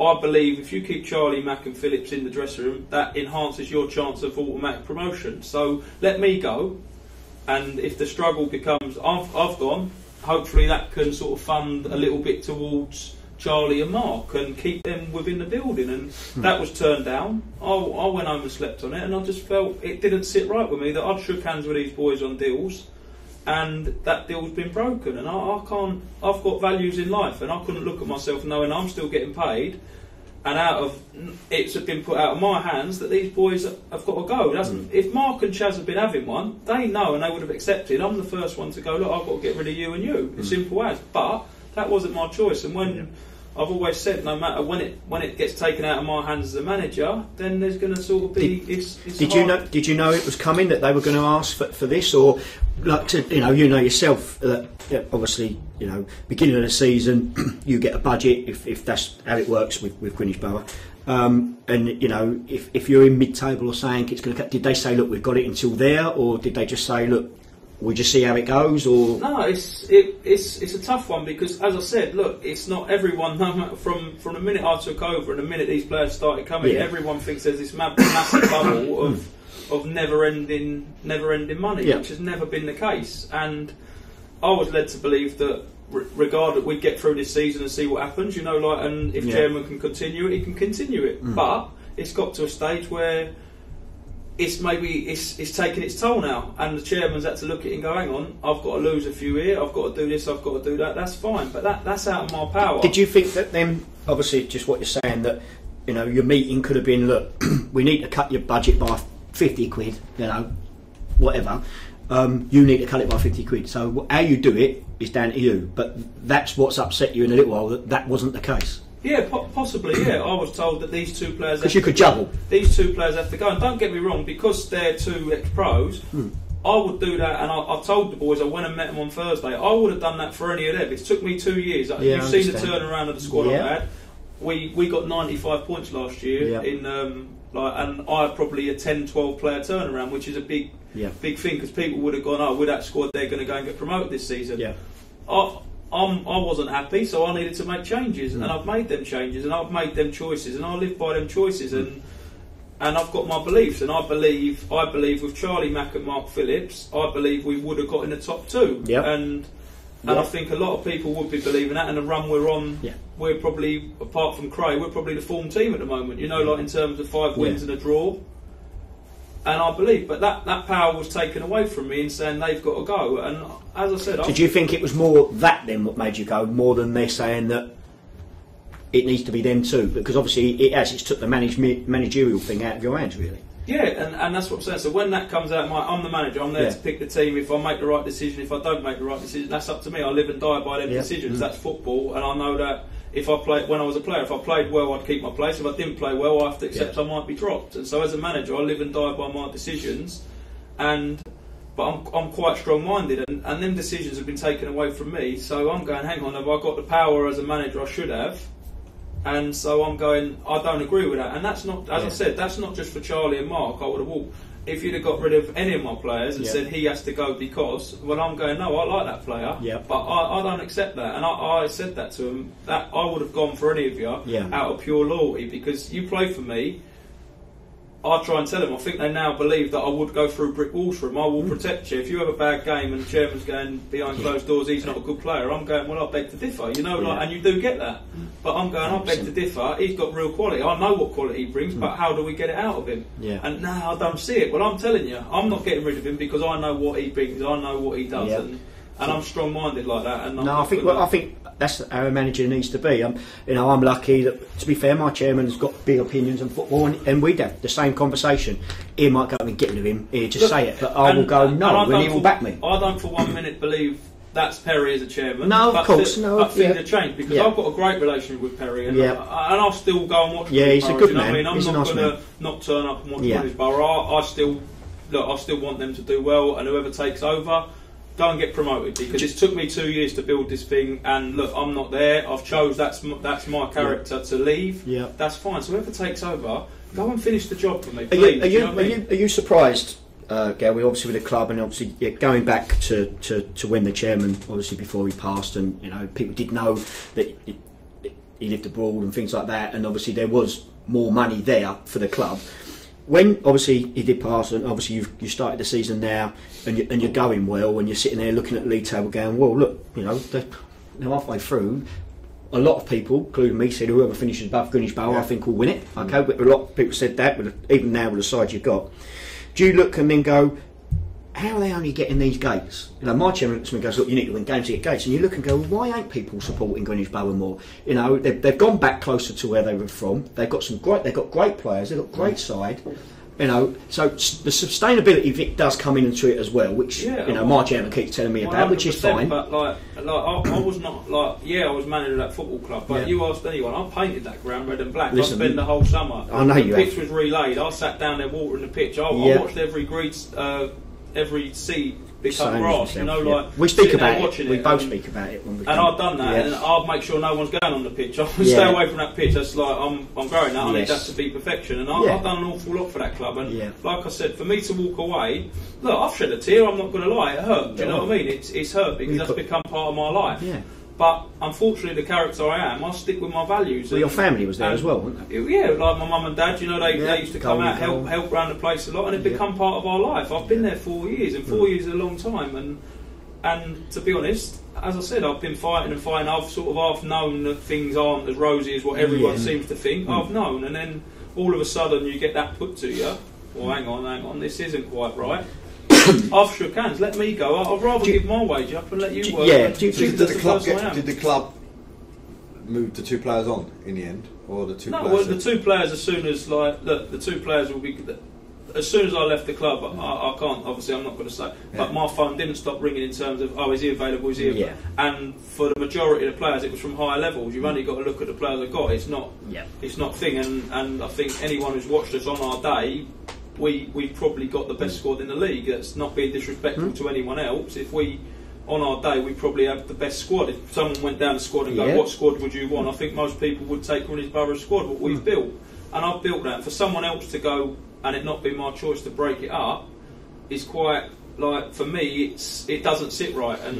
And so I've got to stick with my values, which I believe. Listen, I think most people would 100% agree. Do you think now, looking back, the club, and obviously, I know Perry, and he does seem a decent fella, and you know that might sit there and go, maybe we could have approached it differently, maybe we could have sat there, or did you speak to him about that? Look, I understand, because listen, football clubs sometimes have to make cuts, and I think you're right. If they'd come up to you and gone, look, we need to lose 50 quid here, we're really struggling, but how do you think you can do it? Do you think they could have done it? Or I think probably the timing of it could have been better.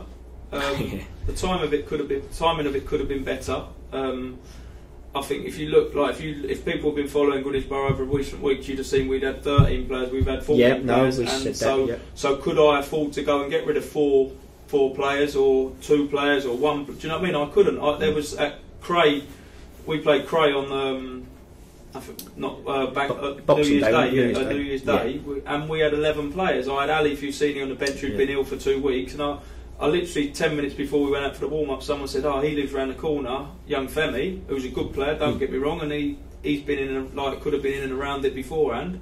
But shall I ring him up and get him on the bench? Yeah. Well, we need to. We've got no players, so you couldn't afford to lose any players. And as I said, look, as a manager, you want the power. And I'm not saying there's times, but there's ways around things and things like that. That's no problem. And I've got no qualms with Perry. If Perry wants that, it's Perry's club at the end of the day. But he employed me as a manager. I've got my values, and he respects my values. And I've had to walk on behalf of that. And I think hopefully in the future, in terms, like I said to you, I've had Alex Taniola ring me up. I fell out with Alex Taniola. I think he lasted 2 weeks with me. I was a young manager. I'd just sort of I was a year into my job.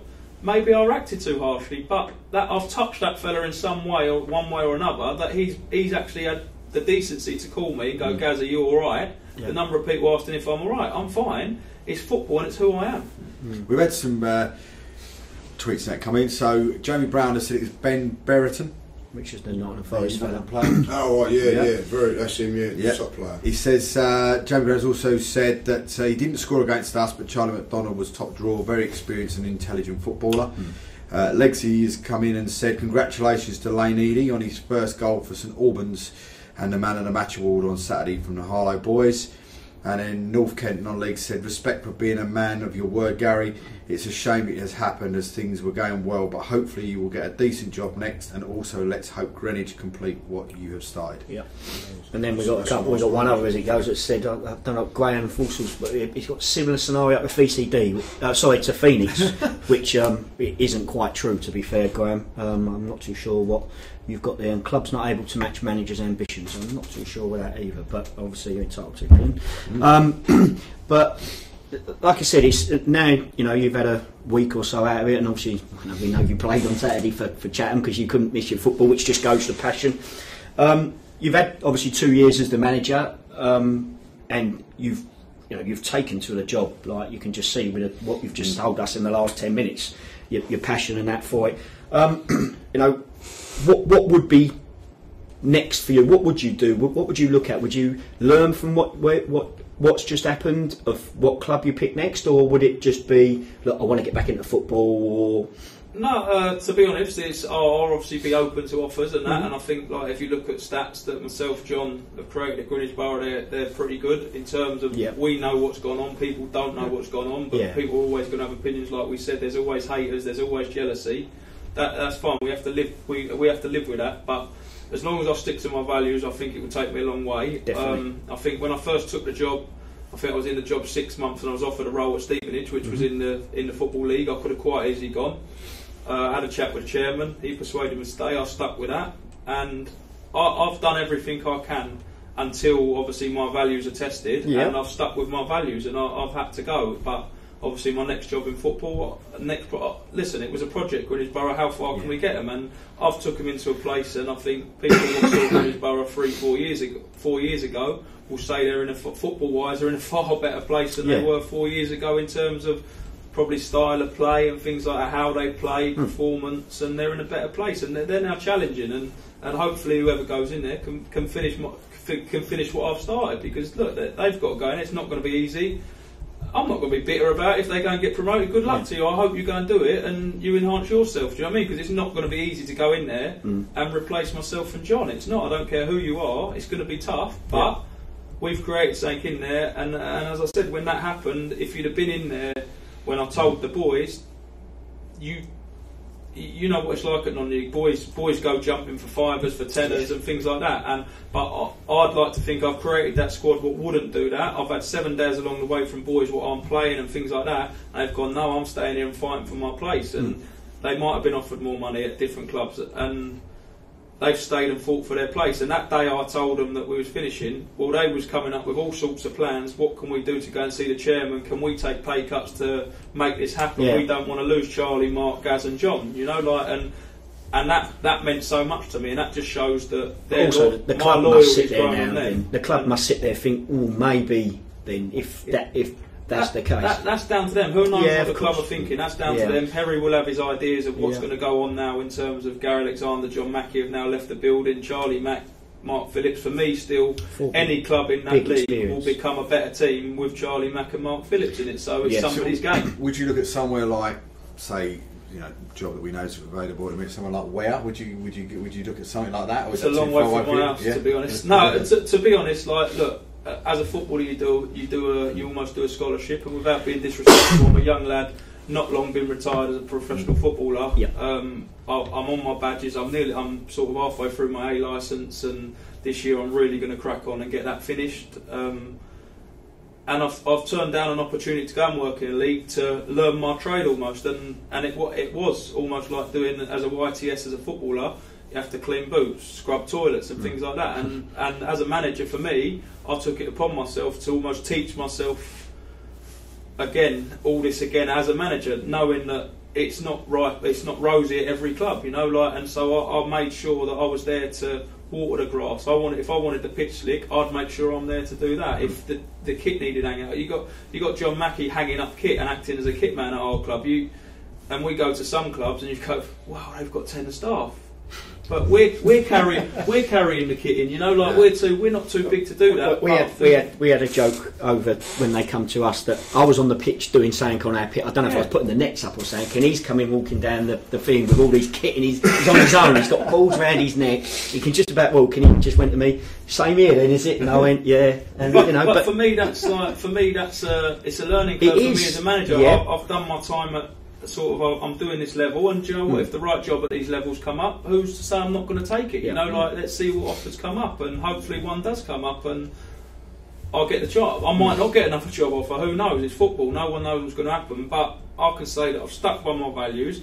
I've gone and carried kit. I've done this and done that, and one day, hopefully, I'll get to manage a club where, do you know what? I can go. Come and be my kit man, and I can and somebody knows that that's their job, But for the time being, we couldn't have a kit man. We didn't have nothing to pay for a kit man. So do you know what? I'll take it upon myself. John and Huss will take it upon themselves, and we've become a three-man team, and we will chip in and carry kit. We'll pump up balls. We'll lay your kit out. I'm not too big for that. I'll sweep the dressing room. It's not. It's not a problem. No, you've done it. Just again, I don't think it's a difficult question, but do you fear a little bit now for Greenwich Borough? Not because you've gone. I mean, obviously with the situation, do you sit there and think, could there be more cuts? Is it going to, you don't want it to happen, but are you sitting there thinking, well, it's a little bit rocky there? Yeah, I do almost fear for the club, because I've seen it coming, and I've worked closely. Perry's someone I work closely with. I speak to Perry every day, and obviously he won't want it to just filter out now, but sometimes you can't go on, and so I don't know what his plan is. I've put that club in a position where they're in with a great chance. You've still got to play lose, you've still got to play cray, so it's in your hands, and that's down to him. Can he carry it forward, or how he's going to carry it forward? I don't know. That's not down to me no more. I've done what I can, and I've stuck to my principles, and I've stuck to my values, and that's the person I am, and I can look back on that and go, I'm pleased with what I've done. I'm proud of myself, almost to say what I've done. I've turned that club in. I've changed that ground. People used to go, "Oh, this ground!" Like, do you know what I mean? It's like spent a whole summer painting fences red and black to make it feel like home. It's and I've done that, and hopefully now people will see that, and I'll warrant a chance a little bit higher up. And if I've got to go to the next league, whatever, hopefully I will give it, and that person will get everything from me. Yeah. Well, it's 1-1 in the Haringey game now, just an equaliser for Haringey. But I mean, Lee, would you react in the same way if he was managing it? And the chairman come along and said, "Look, there you go, you've got to take a couple of them, two star players." I'd like to think that I would. Yeah. I just like listening to what Gary's saying. You got to admire him for it. 100%. At the end of the day, he's built what he's built there, and for someone to say that. Obviously it's for financial reasons that these guys have got to go, but sometimes you can be a victim of your own success. He's obviously built it up to like the expectations have gone higher than what probably they expected at a certain time, and to do what he's done there, I don't know, guys. First time I met him, but I admire what he's done there. There's a lot of managers that wouldn't do that. I'll be honest. I'll be surprised. I do agree. I hope my chairman ain't, because I think you've got to, because, like I said, if it's taken out your hands for a man, it's undermining you as sort of as a manager, and it might not have been done on purpose. Is what I'm trying to say. It's, you know, if they come up, I think most managers in any league, if your chairman comes up to you and goes, look, we've got to make a wage cut. At the beginning, you're not happy because, like I said, if you've done an agreement, I'm a believer. If you've done an agreement with someone, you should stick by that. It doesn't matter what it is. Circumstances change, though, don't they? Circumstances do change, but then it's up to the manager, if he's got full control, to juggle it. Because like he could have gone in, as he just said, and his players have said it. He could have gone in and go, look, gents, we've got to find 50 quid. And they were going, do you know what? We'll all have a £2 and done. Yeah, you know, and as I said, the reaction from the players that night was. They was prepared to do that, and for me, that makes me proud what I've done, because you don't often get that. People at this level. Some players are like, no, sod that, I don't care. The gaffer's going, new gaffer's coming in. I'm going to play next week anyway, regardless. Who cares? So swing that on its head then. You've got a chairman that's said that and whatever else, and you know the managers resigned beforehand. Listen, Perry wouldn't have done that if he hadn't had to do it. You know, was an issue. Perry's a lawman. Don't get me wrong. He's not breaking up something. No, but what I'm trying to say is, would you know if you knew the manager that was at the club previously that had happened to, rightly or wrongly, would you, and you then got offered the job, would you feel? Do I take it? Do I not take it because of that reason? Because you could be in that same situation later down the line. I think you make that clear when you go in and you sit with the chairman. You have your interview. This is how I am. This is how it is. It could last a week. It could last 2 years. It could last 5 years. We could be together. But let me tell you that the day you start taking control and telling me what I have to do is the day that there's going to sort of be a little bit. Yeah. It's going to be problematic. I just think, listening to obviously what Gary said, and you know, and as managers we make mistakes and players make mistakes.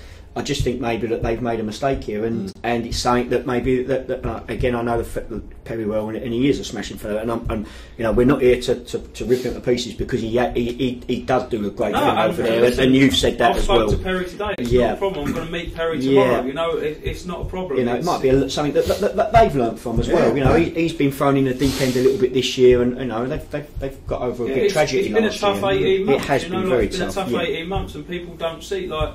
You look like people think Greenwich Borough will have this big 3G to train on up the road. We don't. We've just been given a hockey pitch at Colch, which is like running about on this. You know, like it's. Yeah. So it's not easy. What can you do on that? And so what we've achieved with what we've had, and the people we've touched along the way means so much. Like, as I said, but my phone didn't stop ringing. I've got numbers going like.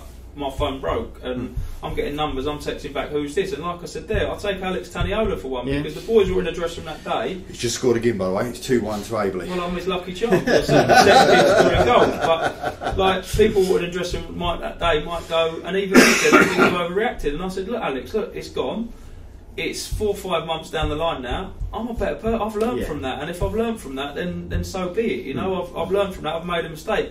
We're both man enough. I'm man enough to be honest. If I don't like you, I'm going to tell you I don't like you. As simple as. I'm not going to lie to you because then you can't go away to your mate and say, "Cool, what a sly dog he is." It's you're either like what I say or you won't like what I say, but you'll respect me for it. And I think from the texts I received from players that I've let go, every player I've let go, I've never phoned one up. I've always called them in and told them to their face. And how you react to it is up to you. But I'll do it to your face, so you can't go away and say, "Cool, he rung me up and he's a right." You can imagine the word they might use, because if you go and do that, then you're the wrong one, aren't you? Yeah.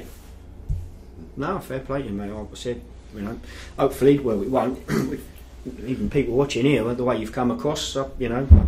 Yeah, I think that's the come across key very thing. well. He comes across really well, you know. Yes, passionate, which is right. If there's a club out there, they ain't going to be long before someone. Not Alex Tanaro, is it? So Matt, friend of a show. Matt, you're not watching. Yeah, and someone will obviously like what Gary's got to offer. I can't, you know, and hopefully there'll be a job down the Emirates in a little while, something like that. But it's certainly like, you know, something come up for him, mate. Oh, 100%. No, I just think like as a footballer, as a YTS, I started out at West Ham, and as a scholar, you want to go as far as you can. Did I achieve what I could have? Who knows? But I achieved what I did in football. I played 600 football league games, so I can't be. And as a manager now, my target is like you have to set your sights at the top, and who knows, you know. And as I said, you've got to start. But as a YTS, you're starting at the bottom almost, aren't you? And you've got to work up the ladder. And Greenwich Borough. Listen, as I said, I'm not going to change my opinion. I will always go back and watch that club. I'll always keep eyes on what goes on with that club, and I wish them all the very best. But my time has come for me to move on, and hopefully my next step or my next project will be higher up the ladder. Let's ask you this next question then. See, it's the same one I was going to ask then. Go Yeah, on. it is. Go on. Right. So tomorrow you meet Perry, and he goes, "Look, we might have made a mistake. You know, we do need to make these cuts, but maybe we should have put it this way to you. If we do, would you come back?" No. Like, I didn't ask. Is that the question? No. Oh well. No, I wouldn't. I think because, like, obviously, it would never be the same. Yeah. Because I've obviously gone and resigned. He's accepted it, like, reluctantly, and the same feeling wouldn't be there. You know, Yeah. like, now I have to sort of. Perry's not my chairman no more. He's almost a mate. Yeah. You know what I mean? He's not my chairman. Whereas I looked at him as a chairman come mate. Now he's no longer chairman. He's a mate. You know, Yeah. like, and anything I can help with Perry, I will help. If he needs any help with anything, regardless of what it is, I'll go and do it. But I'm not the manager of your football club, and I'll probably never be the manager of your football club again. Yeah. One question quickly for you before we go into a few comments before we finish. Dream job, Millwall, Leighton Orient? No, as I said, look, I'll take every step. I'm 38 years of age. I've got years ahead. You see how there's managers out there what 65 years of age. So obviously, as a 20-year-old, you. But I mean, 15, eventually. 16, I'm not saying next week, but I mean, is that something look, you'd who love knows? to do? I set my targets high, and I'm never going to go. Yeah, I'd love this job, and I'm never going to go and step on anybody's toes. I'm not that person. You've seen from the lawyer who I've done there. I don't care what job you're in. Why someone's in a job. That's not for me to say I want a job. I want to be a manager in the Football League. If I'm a manager in the Football League, I want to be a manager in the Premier League. Whether that ever happens, I don't know. Who knows? I've got maybe 30 years left if I'm still around, if I'm still on the earth, you know. Like, but I'm going. I want to reach the top or reach the highest I can possibly be. And if I do that, I can look back and go, well, I did what I wanted to do. If Greenwich Borough is the highest I've ever managed, and the highest I ever managed, that so be it. That's it. That's life. Would it again? Another question there. Would you always go in as the manager, or would you go high as an assistant, or because obviously or coach? Because there'd be clubs even Leighton Orient that be saying, look, he's got his A licence now. Look, as I said, like football's my life, you know. So I'd have to weigh these options up and see what's best, because we've seen assistants go on to become managers and things like that, pending what job it was. I'm never going to say no to a job. I need a job. Do you know what I mean? I've obviously got up. I don't own a drill. I own a pair of football boots. You know, I never thought I'd play football again in my life. I thought I'd played my last football match. I ended up playing 90 minutes Saturday for Chatham. You know, and speaking with James, speaking with the chairman. I made it clear to James, I'm not coming there to get on anyone's toes. This is your project, you and the chairman's project. You've asked me to come in. I will come in, I will play for you. I'll run for a brick wall as I will as a manager for my players. As a player, I'm a different character. And I will give everything I can to Chatham. And now it's for me to sort of, while I'm at Chatham, give everything I can to help James as a player. If James asks me for a little bit of help, I'm there to help him, no problem. But I'm not stepping on your toes. I made that clear to James, I made that clear to the chairman. But while I'm there, I've got to boost Chatham, to try and do everything I can for Chatham. That's where I am at the moment, you know. It's not.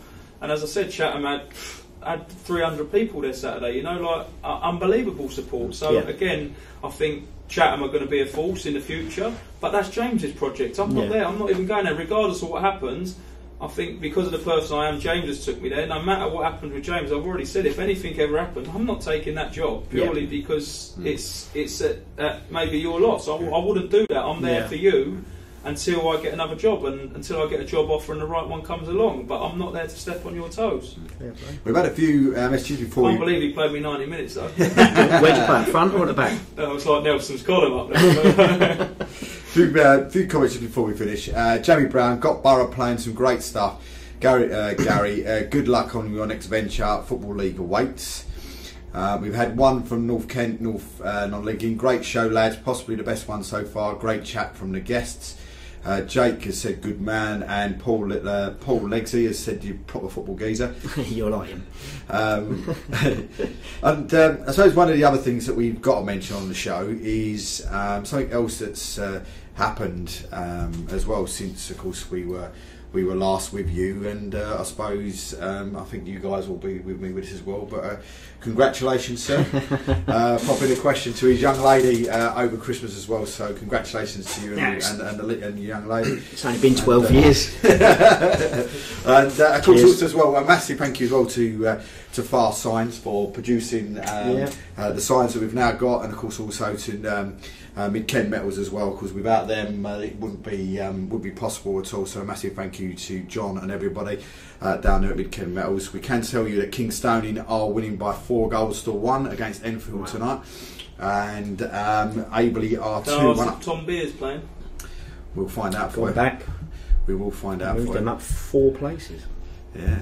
Let's have a quick look and see if we can answer that question. Oh, Vicky's come on and said thank you.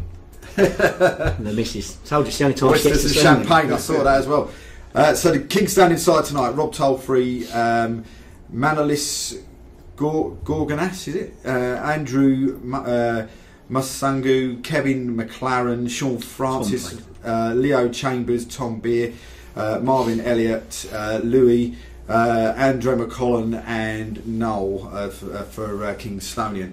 And of course, we've got 2 players on loan from Billericay as well. Well, just see, with Louis up front. Yeah. He took Tom Beer obviously off Greenwich yesterday, and what a talent that kid. 2 years ago was scoring in the playoff semi-final for FC Wimbledon, so he took the thing to He went on drop loan at down. Kingstonian last year as well, didn't he? From injury, didn't he? It was he went Was it Tunbridge Leatherhead? Angels to Leatherhead. And then obviously he sort of needed his fitness, and he's getting fitter, and as he's got fitter, Greenwich reap rewards, because what a player he is, and I'm sure he's one that you don't score in a playoff in the league and then all of a sudden drop down there if you don't have potential. So he's got a great chance of going back up, and fingers crossed he does. And well, those 2 hours have actually absolutely flown by, and I'd say a massive thank you for Gary for coming in, and that's been a tough few days for him, but massive thank you for coming in as well and speaking so openly to everybody. Get to bed, I've got a game tomorrow. They're playing, who've got tomorrow? Snodland tomorrow, So, and of course to Lee as well, and it's a real pleasure to have you in. It's been absolutely fantastic to have you in with us tonight, and I hope you haven't got too many poor interviews after giving. Be all ready from now on. But I've got a feeling you might have a few more still to come. Spurs in the next month. Any Arsenal fans in but are you the game tomorrow? Yeah, I will go. I'll put it on Twitter later on. But are you travelling? I assume you're going to Chelsea. Is it Bournemouth? Going Chelsea Wednesday, and then Bournemouth on. Another 2-2. Do you think after what that game was the other night? No, we will. What's a game that all, was? All the confidence in the world. We'll win that 2-1 night. But there we go, and of course to Keith as well for coming in as well. Don't forget as well, you can catch the show again on Audio Boom. You can go back and watch the replay as well on Facebook, and of course onto YouTube and on Twitter as well. But a massive thank you for everybody for joining us tonight, and really thank you for all your support. Hopefully you will get the points that you want over the weekend. Until next week, and me and Keith will see you then. Good night. 2 hours, I went that way quick, didn't it? Well, it did, didn't it? I was waiting for it to say we're having a 15-minute break. Yeah, no, 5 past.